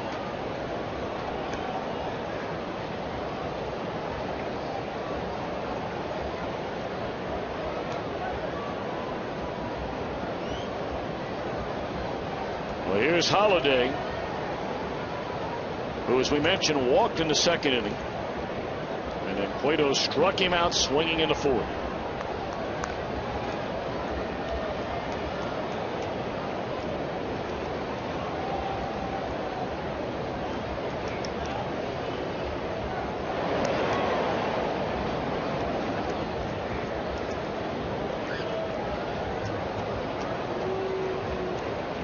We're talking about the Reds and playing close games this year as defined by 3 runs or less. They've also been very, very bad in low scoring games, meaning a total from both teams combined of less than 6 runs. They've only won 10 while losing 18. They were nearly a 500 club in such games a year ago. And it's only natural it would be the case because of all the 1-run losses, 21 of them. Now, that's nearly half of their losses this year have been 1-run games. And it goes back to hitting in clutch situations, not necessarily with 2 outs. It could be any situation, but we just saw bases loaded and they left them out there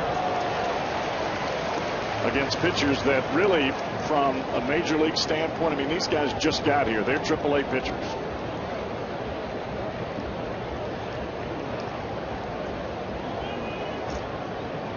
Two and one to Holiday, who has 14 home runs and 49 runs batted in. Jam shot, base hit again. Boy, Cueto could have made better pitches to two of the real premier sluggers in the game. I'm not so sure he could have, and that's what you get. Well, he's been working in all night. And you've got to keep those two guys in the ballpark, as well as the guy that's standing at the plate right now. And I think that's one of the reasons that Ramon Hernandez is out there, is to remind Johnny that those are two good pitches. You can't do anything about that. The only thing that you can do right now is to go after the hitter that's at home plate and forget about the two guys that are standing on the base paths. Well, you brought it up earlier. You look at the heart of this Cardinal lineup. And not only those guys run producers, they are just great hitters. I mean, those two pitches right there give you an indication. Most guys are swinging and missing or popping it up. They're not. They were both 94, and they were well in off the plate. Now Berkman. Ball one.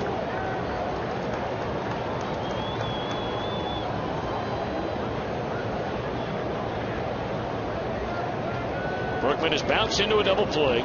Started on a ground ball to Brandon Phillips. And Johnny struck him out in the fourth. And now Cueto falling behind. Fell behind Holiday, 2-0. Went to 2-1 before a hit. 2-0 now to Berkman.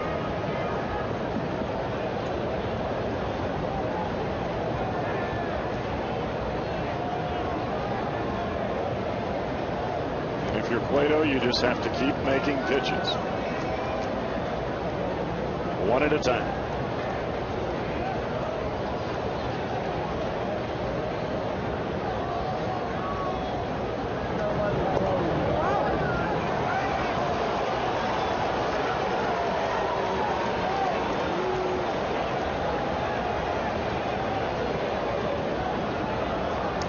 You said it earlier, Tom. They swing 3-0.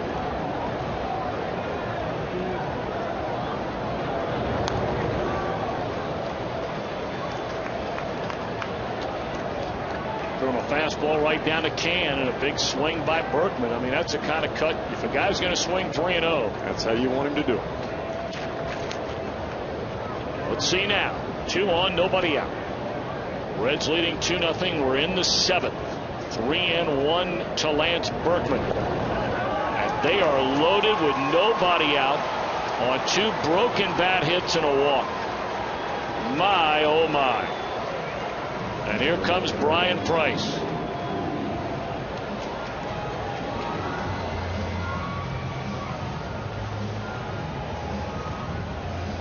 Pitchers cannot be perfect, and basically the Reds offense, seemingly every time Cueto takes a mound, almost force him to be perfect.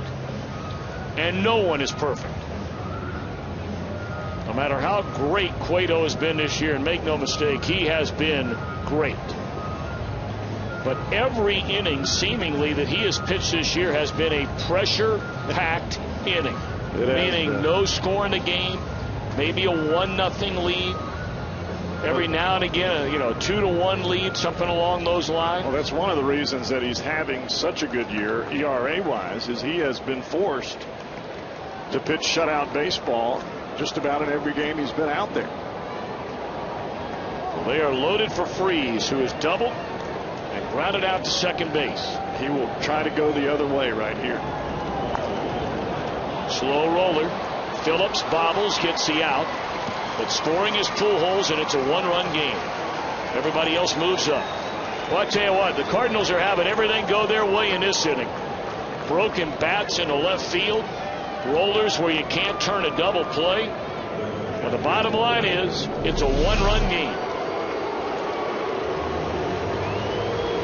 Well, Ramon Hernandez knew coming into that at bat that Freese is getting most of his hits the other way.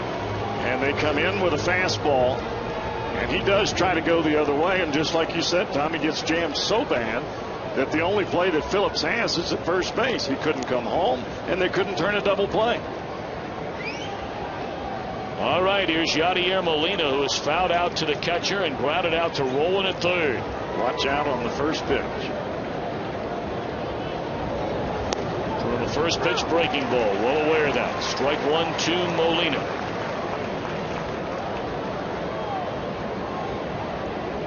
Reds have action in their bullpen for the first time tonight. Left-hander Aroldis Chapman cranking it up.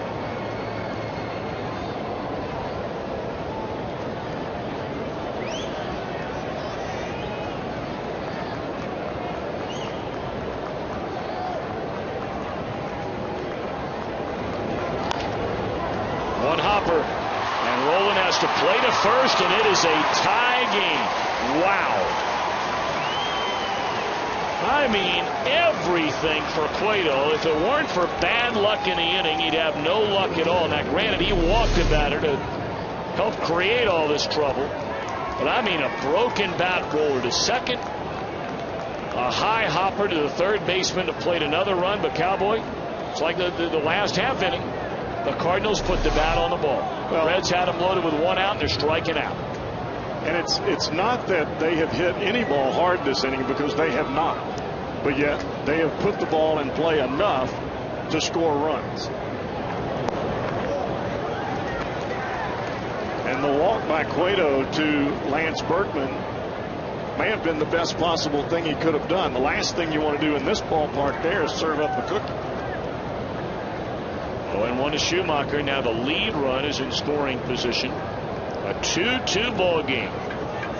So if there is such a thing as taking momentum from the field to the dugout, the Cardinals have done that here in the 7th after the Reds left them loaded in the 6th. Phillips bobbles, and he's safe.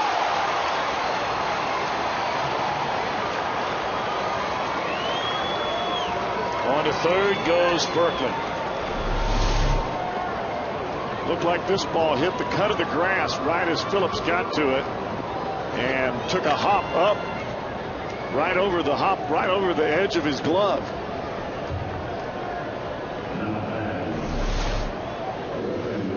Now the Cardinals are going to go to their bench and bat for P.J. Walters, and they're going to send up Tony Cruz, who last Saturday against Arizona in a big-time Cardinal comeback recorded his first game-ending hit, a double to beat the Diamondbacks, and that was as a pinch hitter.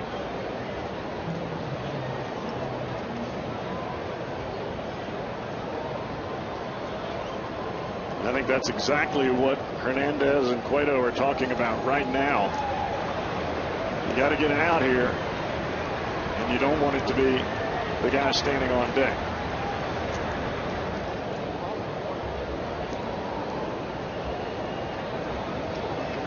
Jam shot hits to begin the inning by Pujols and Holiday, but hits nonetheless. And then a walk to Berkman, who had been easily retired twice tonight by Cueto.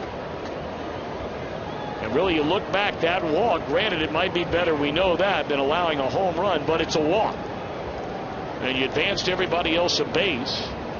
And two subsequent ground balls have brought in runs, and now a base hit into right, and the Cardinals have taken the lead on a pinch hit single by Tony Cruz.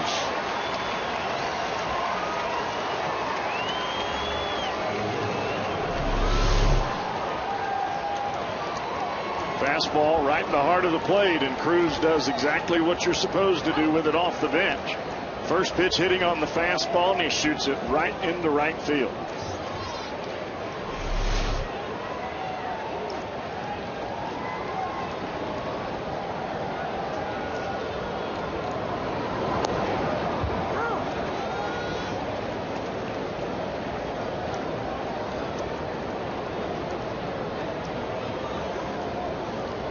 Oh, 0-1 to Ryan Theriot, 8-man to bat here in this inning.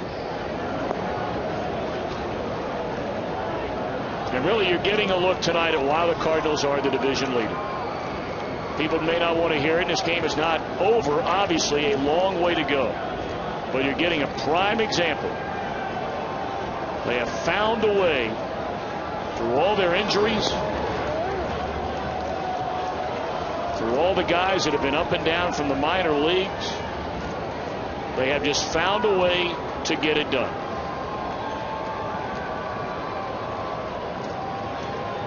They did it on the mound in the bottom of the 6th, and they're doing it at the plate here in the top of the 7th. Well, it's a clutch play. That's what it boils down to. Slow roller here. And Kozar will throw out Terrio. Cardinals score 3 and lead by a run.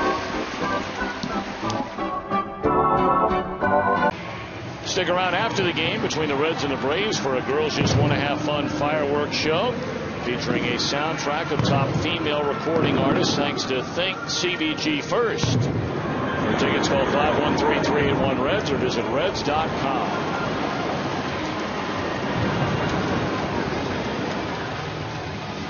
My oh my, how things have changed over the last half hour or so. Reds cruising along at a 2-0 lead. They had the bases loaded with 1 out in the 6th inning, didn't score.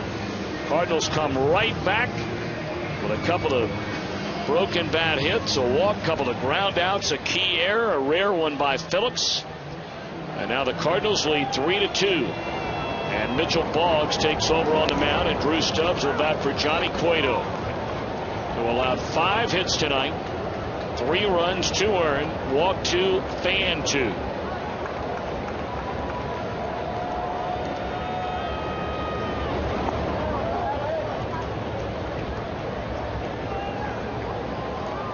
So Walters goes 2/3 of an inning, came in, walked the very first batter he faced in, rolling on 4 pitches. But then got down to business in a hurry on Fred Lewis. Struck him out looking for the 2nd out of the inning and got Ramon Hernandez on a ground ball to 3rd.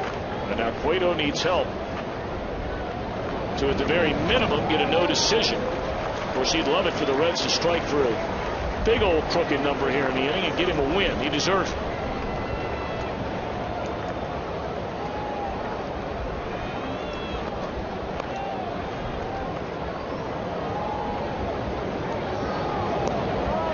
Ball 4 to Stubbs. So you have your speediest base runner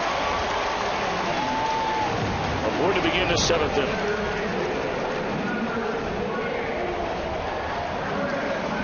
This guy Boggs is one of the great mysteries in the game today. I mean, he's got a live arm, and there are games where there are innings he looks like he's unhittable. In fact, we saw him in an inning where he really gave you everything that you'll see out of him. In that blowout Cardinal 8-1 win last Tuesday, he came into the game, he got an out, he walked 3 straight batters. Now granted, it was in a blowout game, but he walked 3 batters in a row. The crowd was booing him all over the place. But then he struck out the next 2 batters to end the game. Well, it just seems as though Boggs does not get things going until he is in the worst possible situation that there is. Heisey, who's homered twice tonight. First pitch on the inside corner, a fastball for a strike.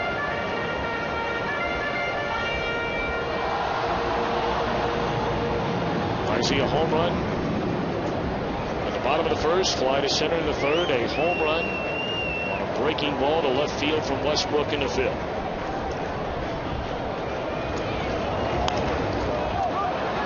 Nice pickup by Freese, and he throws it into right field. And Stubbs will advance on to 3rd.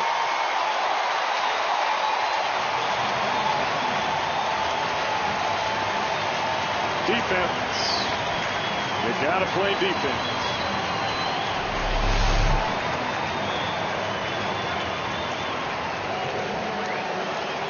Double play ball. He backhands it. And even as he backhands it, he's looking at the second baseman running to the bag instead of at the bag, drops his elbow and airmails it into right field. Now Kozar, 1 of 3, is singled, bounced to first, and grounded to short.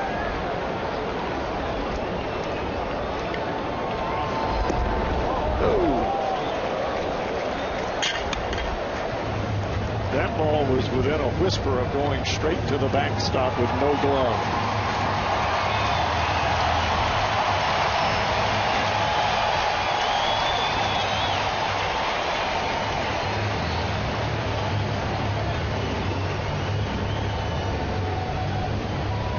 We talked about the Cardinals. You coined it clutch play, the way they were batting there in the top of the 7th. We'll see if the Reds can now answer with clutch play in the bottom of the inning.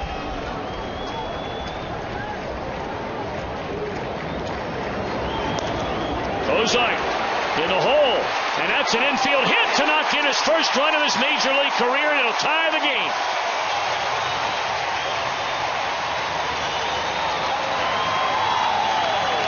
That came on a 1-0 breaking ball, and he just puts it in a spot where the play cannot be made. Ball down and away, pulls it right into the hole. Heisey hustling all the way. Well, you know, Cowboy, we talked about it when Cozart was brought up, and fans were screaming for it a long time ago. No one expects Cozart to be the savior of this team. No. But the only question was, when you brought him up, did you think your chances of getting better production at the shortstop position would occur? And so far, the young man has 7 hits in his first 20 major league at-bats. And is making all the plays you need him to make so far at short. He can play. So Boggs will leave as Votto's coming up, and he'll face Trevor Miller in a tie game. And Joey Votto coming up. Cozart didn't hit it hard, but he hit it right in the perfect spot. Trevor Miller on from the Cardinal bullpen. Reds have 2 on, 1 in, and nobody out. And time called to the plate. Going back to what we were talking about earlier, Tom, about not striking out with runners in scoring position. That ball that Cozart hit, that's a prime example of putting the ball in play and good things happen.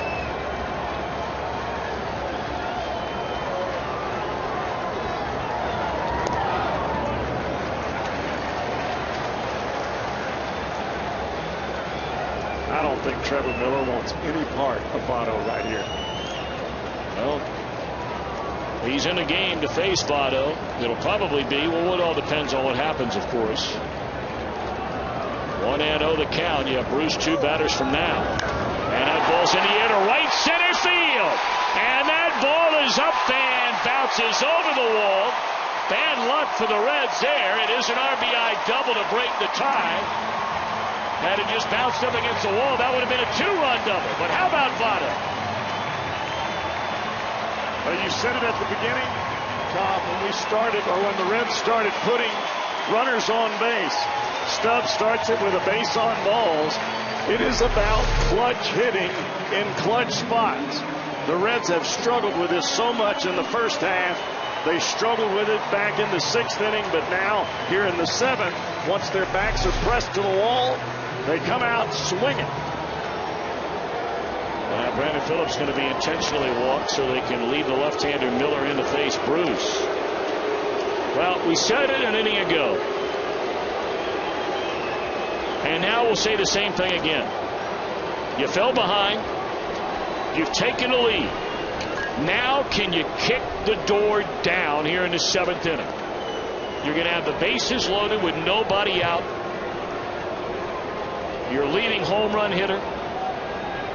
Your leading run producer so far this year is coming up. Cueto's team has put up a crooked number, but they want a big, hearty, beefy number here in this 7th inning.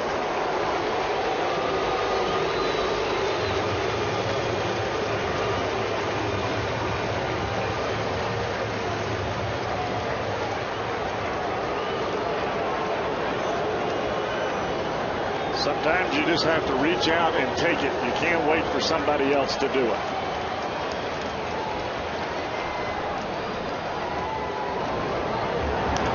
In the air, down the line, and bending foul.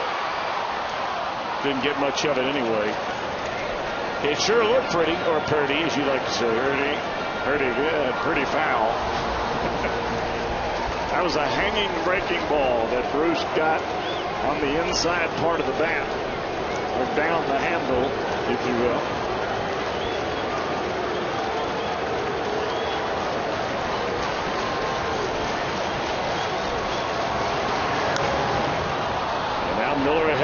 0-2. We got a breaking ball on the first pitch. A fastball up there. That ball was supposed to be inside, and it ended up and away. See if he hangs another breaking ball here. Jay's just got to make sure he gets a piece of it. Breaking ball, blowing away.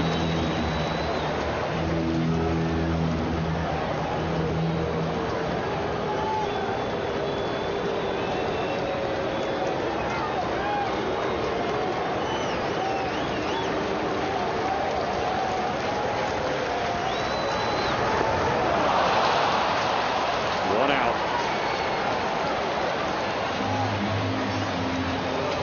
Back-to-back pitches in the same spot. And Jay guessing fastball there. He was way out in front of that breaking ball.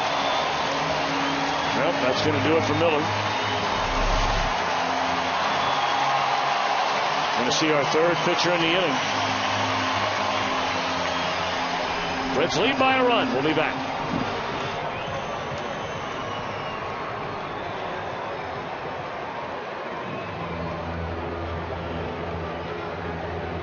MLB.TV today. Baseball everywhere.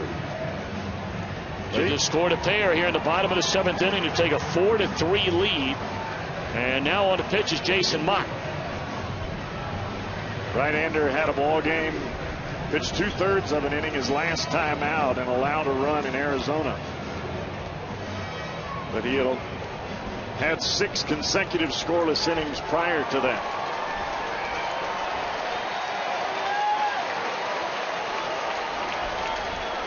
He is one hard throwing right-hander, but he can bounce it or throw it to the backstop in a moment's notice. So Zach Cozart, you know he'll be aware of that as a runner down at third base. All right, here's Roldan. Bases loaded, 1 out. Ball 1.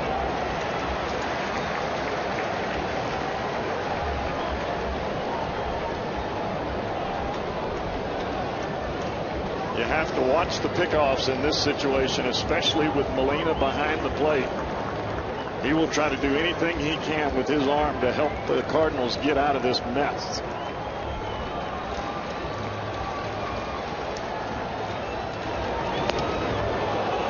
Roldan helped him there.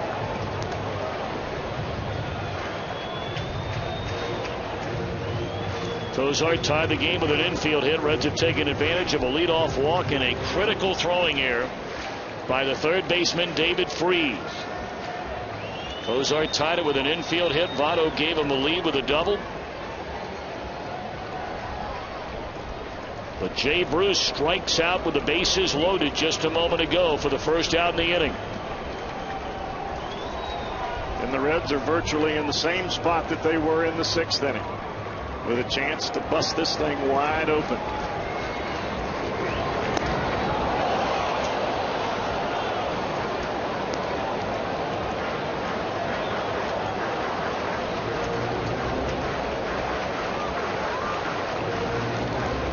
With a kid like Mott with that kind of arm on the mound, you have to get the ball down in the zone.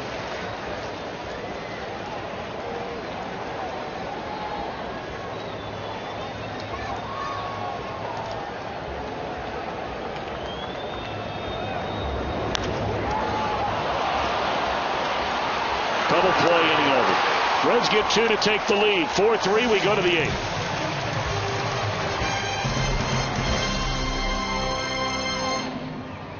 Two of them tonight for Chris Heisey in the first inning and again in the 5th inning. Boy, it must be nice to leave the box knowing that baby is headed for the seats.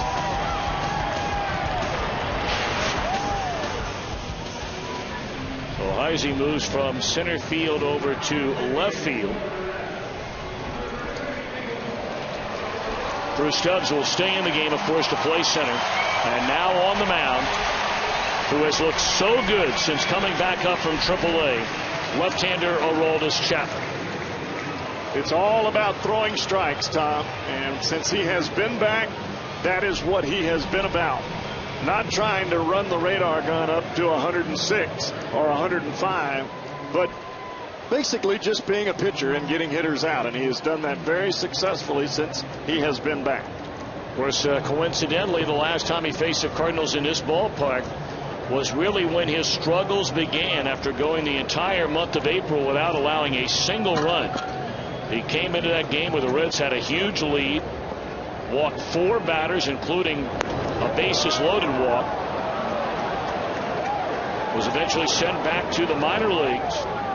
And now Chapman, coming off undeniably his most impressive outing since being brought back, will face Rasmus to start the inning. He's fallen behind 2-0. Chapman's last game before the break in relief of Dontrell Willis, 2 perfect innings with 4 strikeouts.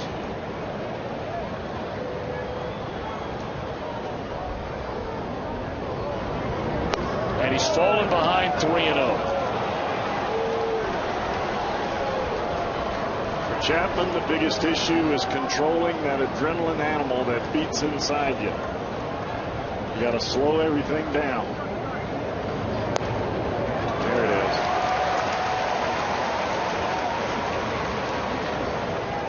The more methodical and mechanical that Chapman is, the better his location and the better his velocity. Rasmus helped him a little bit there. That appeared to be ball 4. Of course, that's 96 gas. You don't have a lot of time to debate it.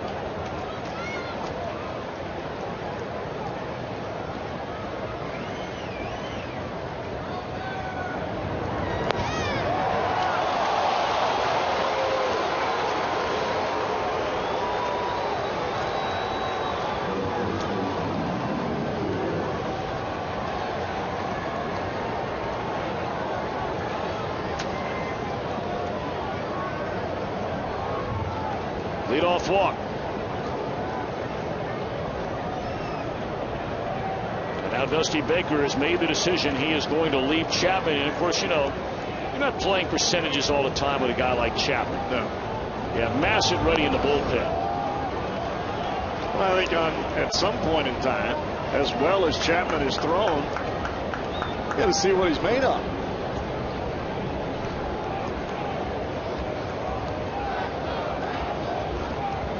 Really wasn't until his last couple of outings after being brought back up where he has pitched in games like this. His last outing was when he came in. Reds had a 3-2 lead over the Brewers, and he just shut down that Milwaukee team in his 2 innings.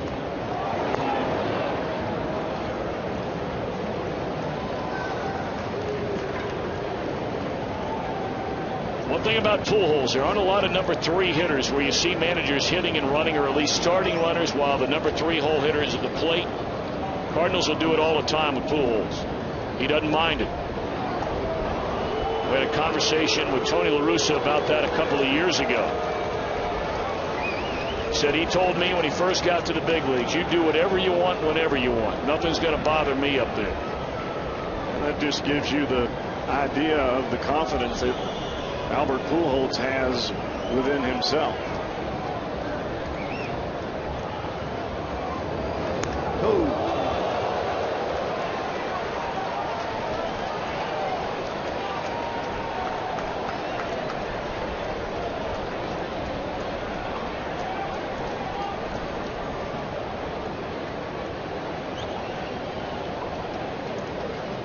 It's a good time for Hernandez to go out to the mound. Give the left-hander a breather here. Calm him down, get him ready to go.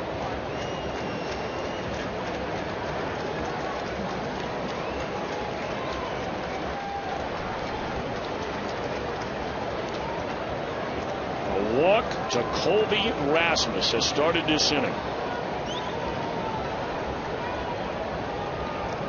And now 2-0 on Albert Pujols.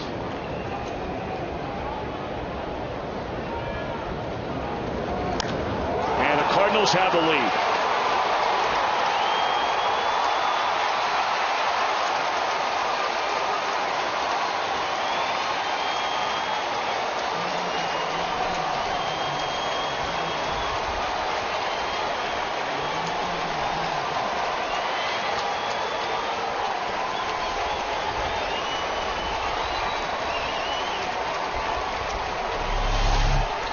right down Broadway.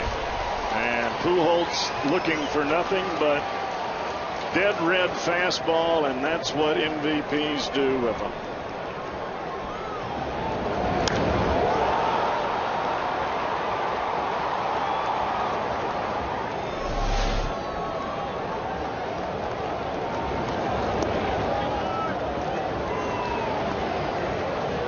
We've used the word over the last 2 innings a lot. Clutch.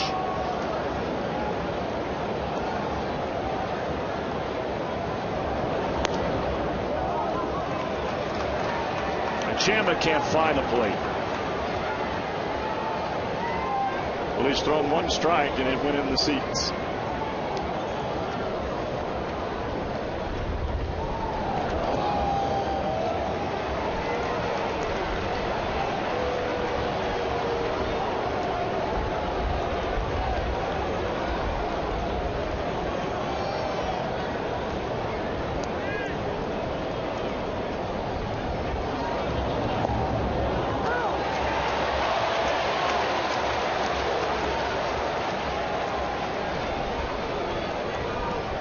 Got a little help right there.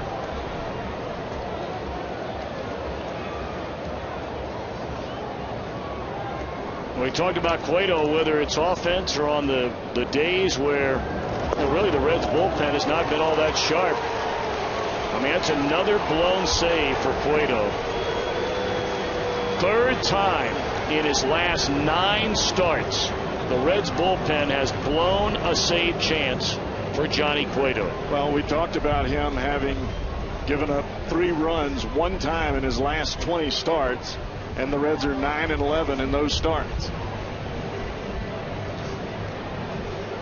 What a disappointing outing by Chapman, to say the least.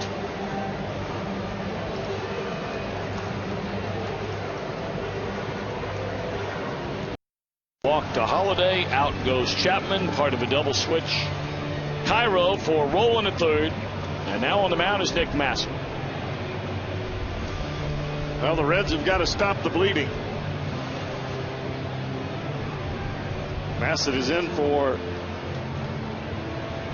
one reason, and that's to get some outs here.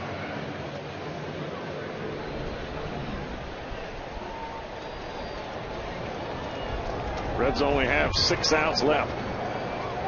You can't afford to give the Cardinals nary nothing.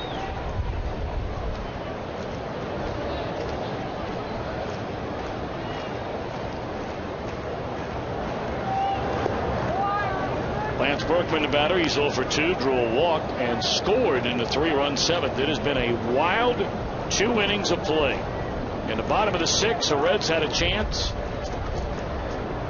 to really put their fingers around the Cardinals' throat. They had the bases loaded with 1 out, and they did not score.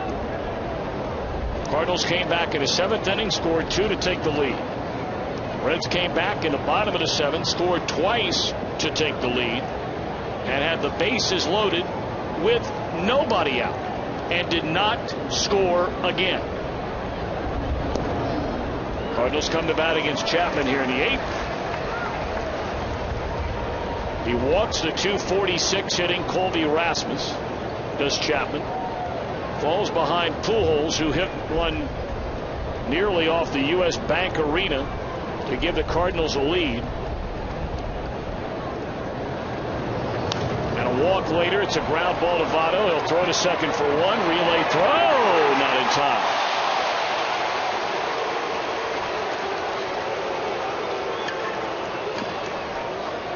Almost appeared as Votto didn't know what to do with the ball when he caught it. He froze for a moment. I see what happened. He bobbled the ball, and then the return throw just not enough in time.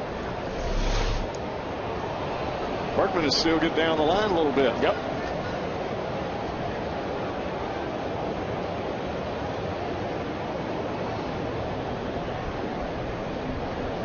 Votto just trading teammates from a National League All-Star team down there at first. He had Holiday a moment ago, and now has Berkman. Breaking ball in there, a strike to Freeze. Well, he did shake hands with Albert as he rounded first. right before. Or at least looked at it. Yeah. You know what I mean. I know what you mean.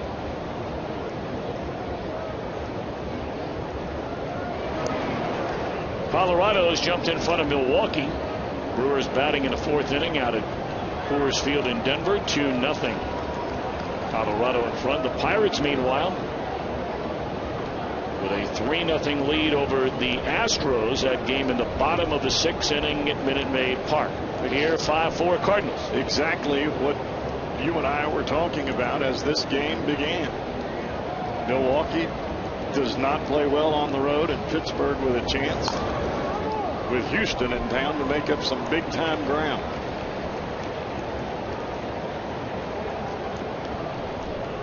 Question is, do the Reds have another rally in them here tonight?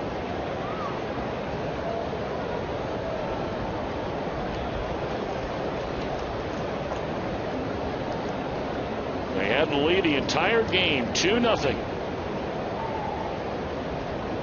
So the Cardinals got the 3 runs in the 7th. Reds took the lead in the bottom of the inning. Cardinals with a 2-run home run from Pujols in the 8th. And there's a check swing and a foul ball. Still 0-2 on Freeze. The runner was on the go, and he'll come back.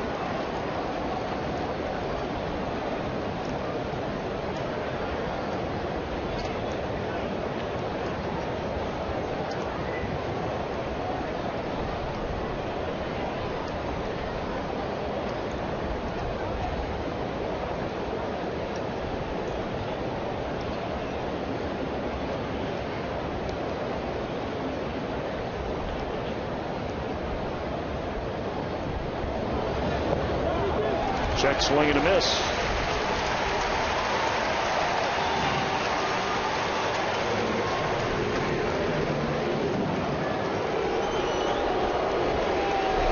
This is what you call a curveball. The old Louisiana breakdown. As I like to tell you, Tom, that pitch starts in Memphis and ends up down about New Orleans.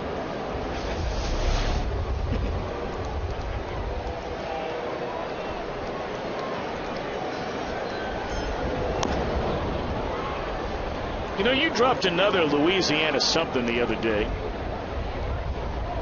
And I'm not quite sure what it was, but I had never heard it before. I've heard the Louisiana breakdown. But there was something else you were talking about. And it started with the Bayou State. There ain't no telling. Were we talking about crawfish? No, it was another base for you. It was inside of a game, and you were talking about something that happened in a baseball game. OM won the count on Yadier Molina, pitching out with Berkman, who was running on one pitch in the last at bat.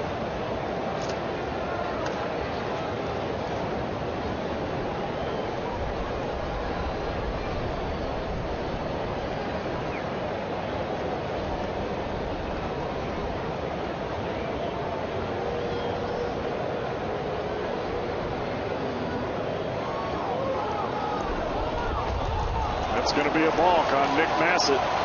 They could not get the signs right, both he and Ramon Hernandez, and Massett started up to go into his set position and stopped, and you cannot do that. Once you start, you got to keep right on going. Watch Massett here. Can't do it.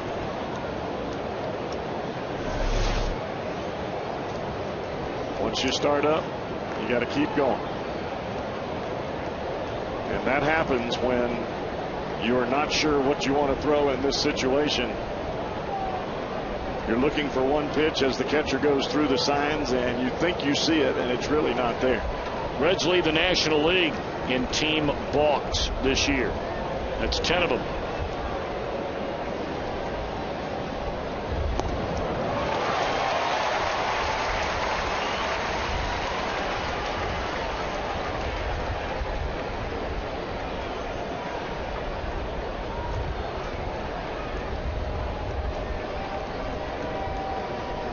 If you throw that pitch again, it's got to be in the dirt.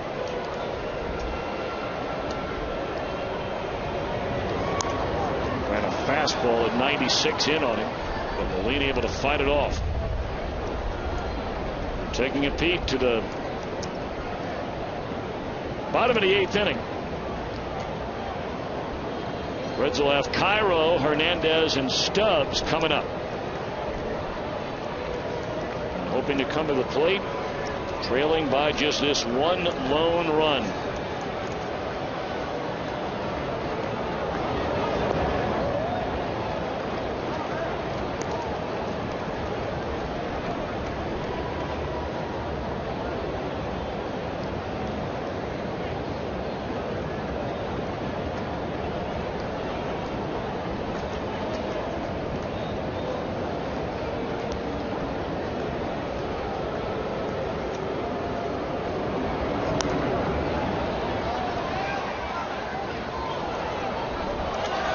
Hernandez trying to get that curveball set back up again with that fastball in.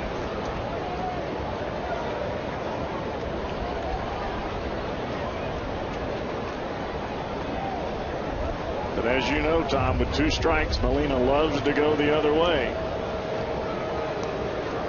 So if you bring it, you better bounce it.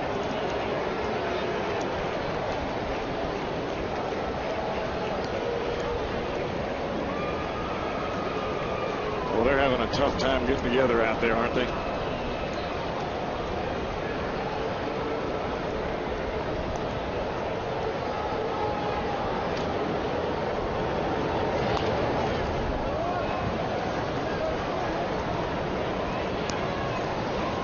Still 2-2. You can see there how well Molina stayed back on that breaking ball. Tough 2-strike hitter, especially with a man standing in scoring position. So is he. He's tough anything.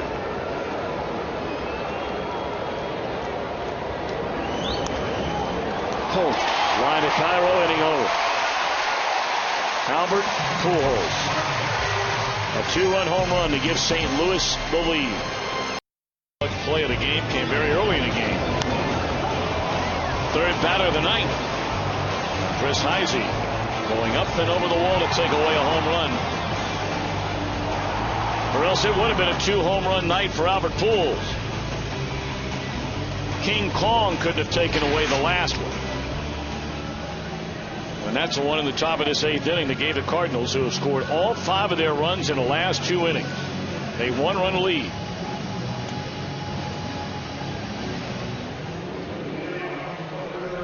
Lance Lynn is the new pitcher for the Cardinals. You got to believe sooner or later the Cardinals are going to make a move to shore up that bullpen. They've got some young guys coming out of there. Lynn put a couple of scoreless innings together against the Reds the last time they saw him.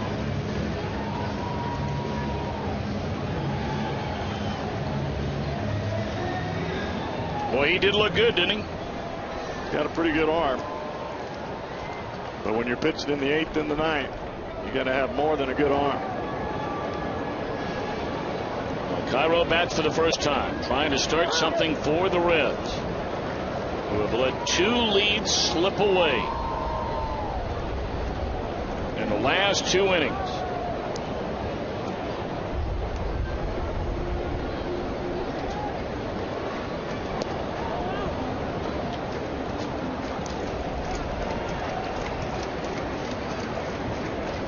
And not only leads slip away on the map,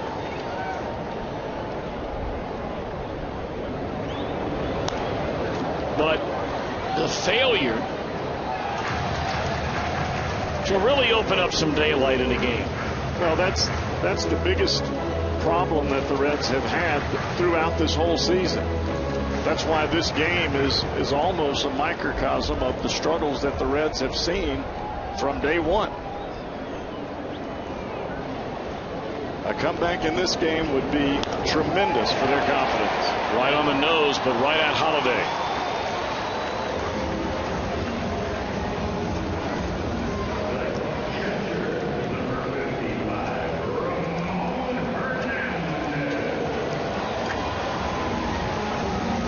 And you can call it bad luck or not getting the breaks or unfortunate, or however you want to spin this thing. But when it's all said and done, it's really about whether you won or whether you lost. And when they're one-run games, boy, they really stick out like a sore thumb.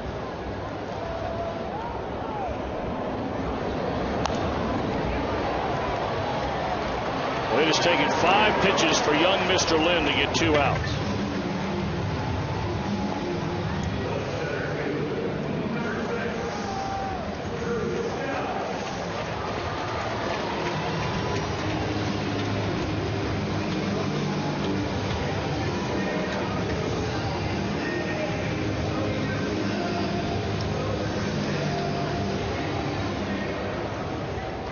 Stubbs started the 2-run rally in the 7th inning with a leadoff walk. Went to third on a throwing error by Freese and then scored on the infield hit by Kozar.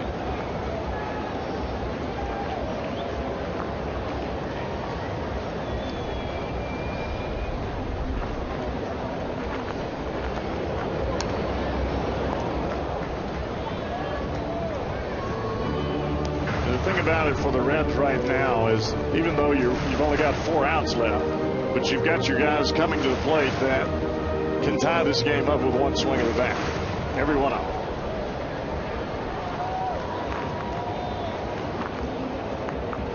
One and one is Stubbs. Threw a fastball up, swung on and missed.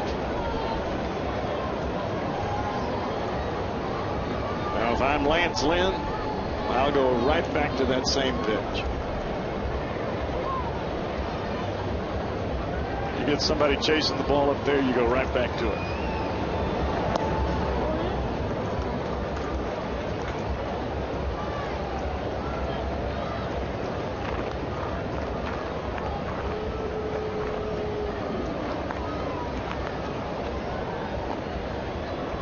Two and two on Stubbs. And that'll do it. A 10-pitch inning.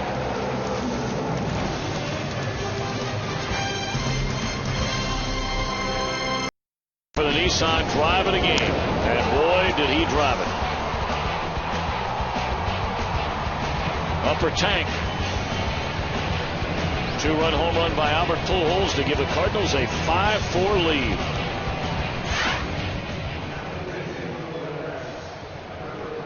That guy can hit just about anything at any time, especially when you see that type of velocity over and over again. That's why I mentioned a while ago, when you're in the 8th and the 9th inning, regardless of how hard you throw the baseball, if you're not moving the ball around and you're throwing the ball to the same spot, those good hitters, they're going to put contact on the baseball. And a guy like Pujols, that's what he wants. Well, now Bill Bray comes on. Bray has had a very, very good year. And Nick Punto hitting for Schumacher here. Reds go to the lefty and La Russa goes to the righty.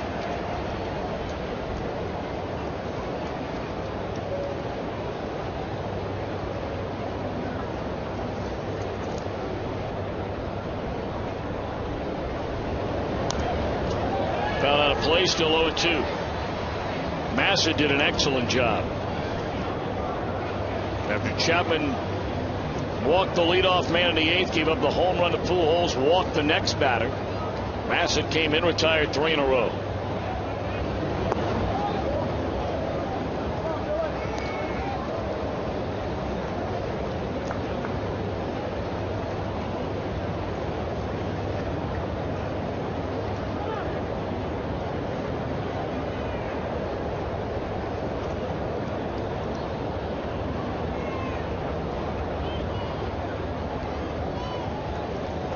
Officially a sellout crowd here tonight. First game back after the break. 41,238. And that one served into center field on a 2-strike pitch.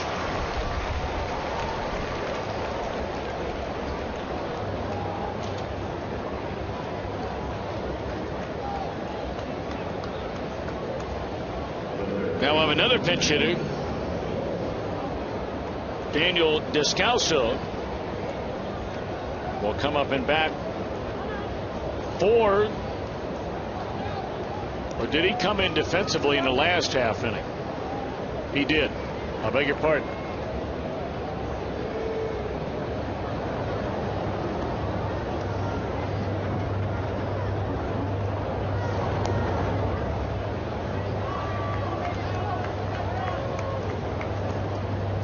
Here's another guy swing the bat a little bit. Very versatile player. We've seen him play second. We've seen him play third. After the Reds last saw the Cardinals, he made his first major league start at shortstop. Had a 2-run double in the 8th inning against Arizona. He had a 4-hit game, a career high against the Reds a week and a half ago. Well, if you're going to be off the bench for Tony La Russa, if you're not a veteran player that can play a multitude of positions and you're used to hitting off the bench, if you're a young guy, you've got to play a lot of positions and you've got to be able to be fundamentally sound. Well, he must have missed a sign or something happened there, because Punto was thrown out by 15 feet. Well, I'm not sure if that was a bunt and run or if Mr. Punto just missed the sign.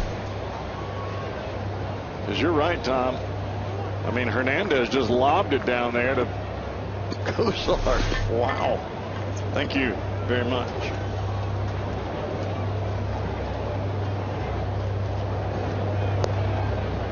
That's not a mistake that Tony will tolerate at this point in the ballgame, and you can see him talking to him right now.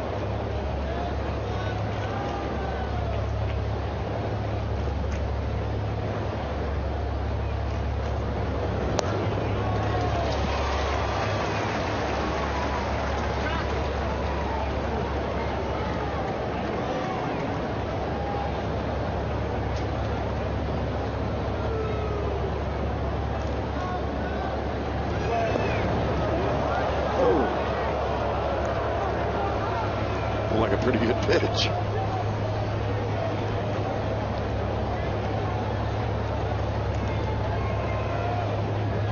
Three and two to count on Descalso. Wow, man. Well, it has not been a good week and a half for the Reds bullpen. I mean, that last road trip, you know about the game where you blew the 8-0 lead. You go to Milwaukee, let a couple of games get away in the ninth instead of winning 3 out of 4. You win 2 out of 4 tonight. Chapman faces 3 batters, doesn't retire anybody. Bray doesn't get anybody out outside of a missed sign.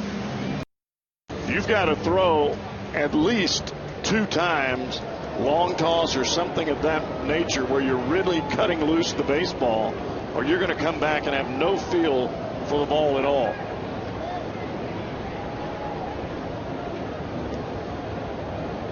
So now Ryan Theriot to face Logan Ondrusek.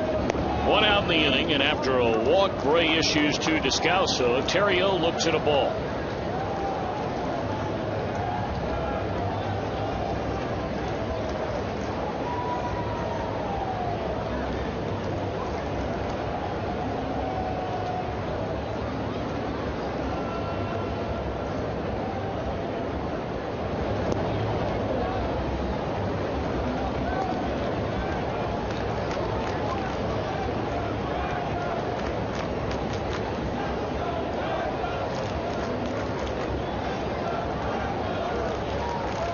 Sometimes younger pitchers think that over the All-Star break you let your arm strengthen back up.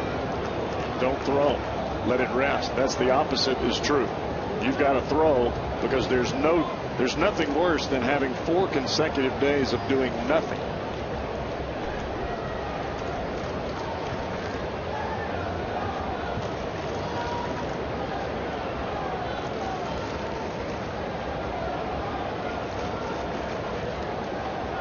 Now last thing that you want right here is to get Pujols back to the plate.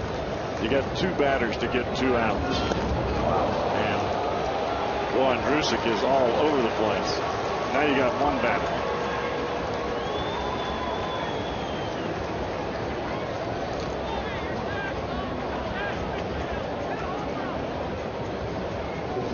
You got a chance to strike if you can hold a scoreless inning here. You give up even 1 run, and you got a problem in the bottom of the 9th.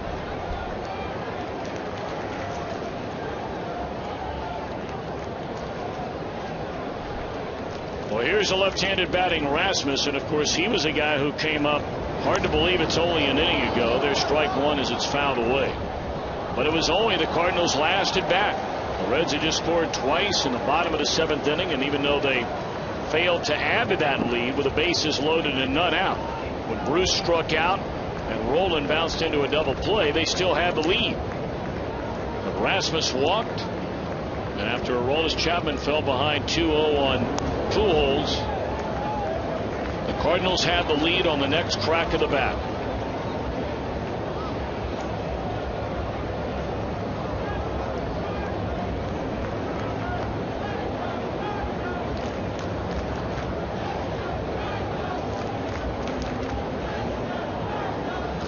Well, you got to make a pitch right here. You've got the batter in the hole.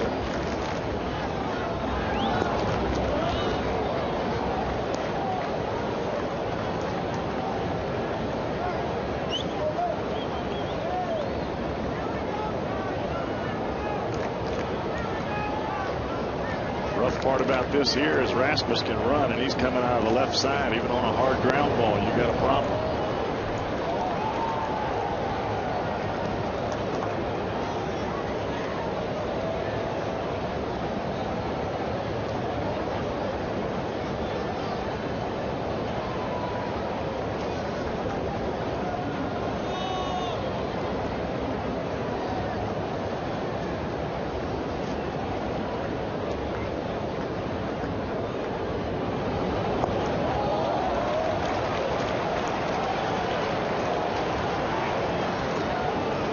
This is the point in time where you have the old saying, throw it in there and test him out.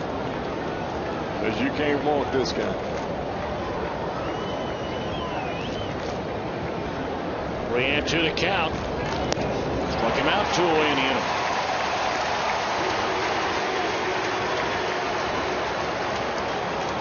Fastball up and away.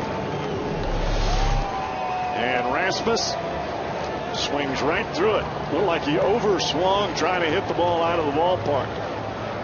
He missed that ball by a foot.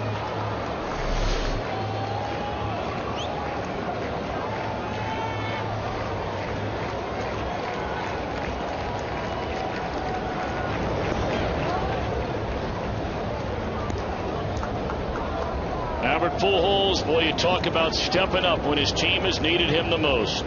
His first 2 times up tonight had the home run taken away by Heisey. He led off the 4th inning and hit a ground out to Rolen. But with his team down 2-0 in the 7th inning, what's he do? Starts the inning with a base hit. Scores a run. With his team down a run in the 8th inning, 1 on, none out, home run to give his team a lead. We have used the word numerous times throughout the course of the night. It boils down to one very simple word. Is that the one that starts with a C? Clutch. Well, he has been there. And he's holding his hands higher, by the way. That ball might come back fair. And Andrusic and Pujols realized that right away. All of a sudden, he took off running with all the English there off the end of the bat. Had it stayed on the dirt, that ball would have come back fair. The grass is the only thing that stopped it. And alertly, Andrusic was all over. Oh, yeah. When you got Pujols up there, if the ball's anywhere close to being fair, you get on it in a hurry.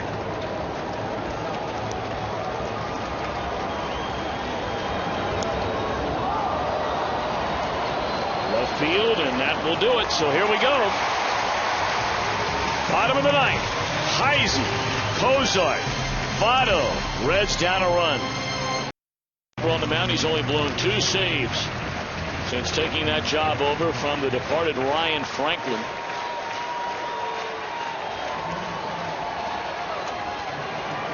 One of those happened to be against the Reds, did it not? And it's in there. Strike one to Chris Heisey.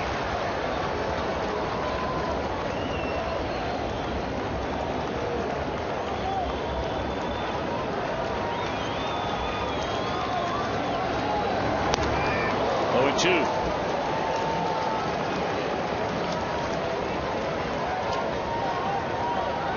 This is where, as a veteran player or as a veteran hitter, you have to keep yourself, or a hitter in general, keep yourself from overswinging and trying to tie it up with one swing of the bat. Let your adrenaline guide you and give you that energy, but don't try to add any extra. If you do, you're going to pull off the ball, or you're going to swing at a pitch that's out of the strike zone. I see a pair of home runs. Bounces that one foul.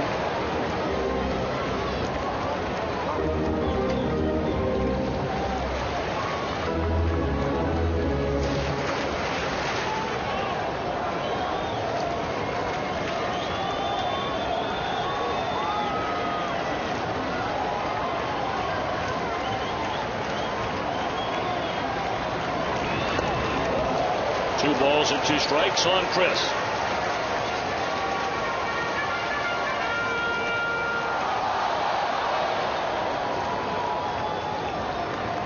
Fernando Salas not overpowering, but for the most part keeps the ball down, and he's got an awfully good breaking ball. A fastball up there to Heisey, who fouls it away, and the count remains at 2 balls and 2 strikes. Of course, for the All-Star break, it's not a big deal at all. Salas is their last pitcher available in the bullpen. But we say not a big deal. Your number 4 and 5 starters are all available in a game like tonight. Right. But that is the Achilles heel of this Cardinal club, is that bullpen. But they obviously have come up awfully big tonight.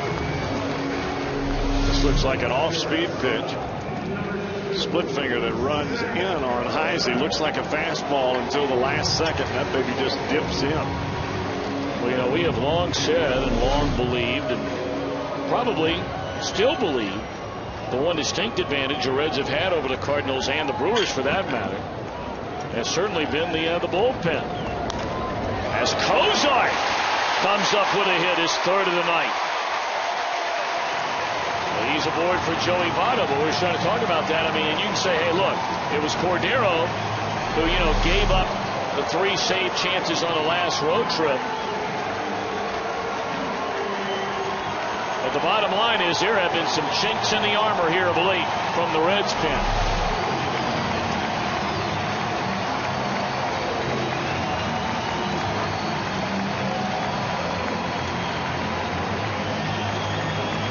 That was a big-time strength of the Reds last year. And you'd like to see a whole lot more of it here in the second half. Right now, Votto. Kozart held on, of course, by Pujols. Pulled badly there was Votto. Hit it off the end of the bat for a speed, off-speed pitch. Well, that's the equalizer that Salas has against left-handers, is that split-fingered fastball. That's what he struck out Heisey with.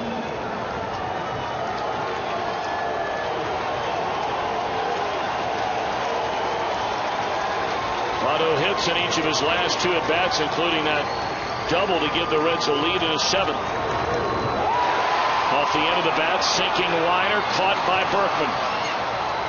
And the Reds are down to their final out.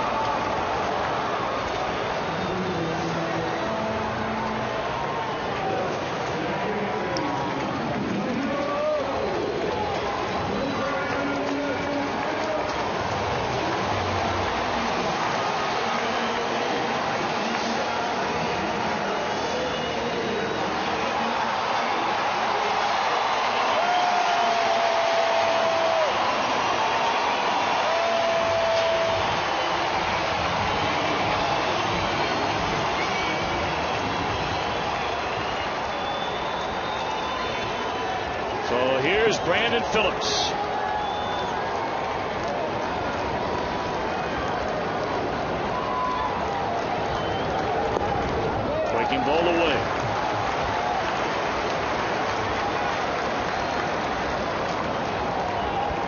Cozart runs well over there at first base.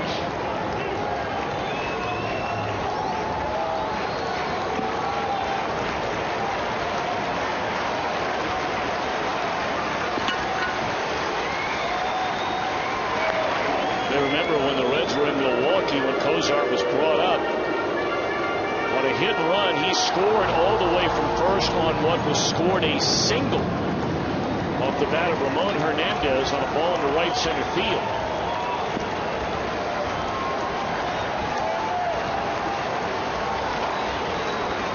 One and 0 on Brandon. In the air, left center field. Did he? Did he? He did! He did! He did!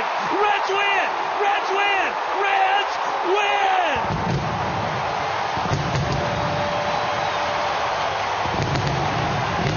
Well, I tell you what, we've talked about the C word all night.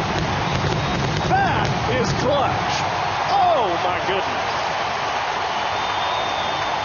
What a way to start the second half.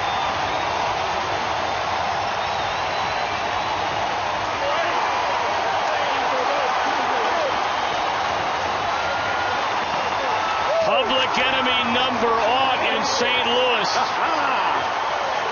And he throws the dagger in the belly here. Wow, what a way to end it.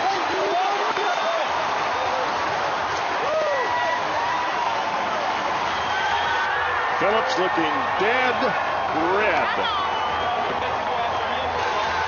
On that walk-off, Brandon Phillips secures a win. Safe and secure New York life.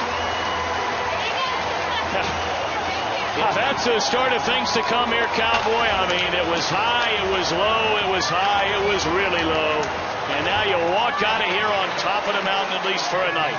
We have talked about clutch until it's, well, let's go see the clutch man now. Well, thank you very much, Tom. I'm here with Brandon Phillips. And Brandon, what a way to start the second half, huh? Wow, man.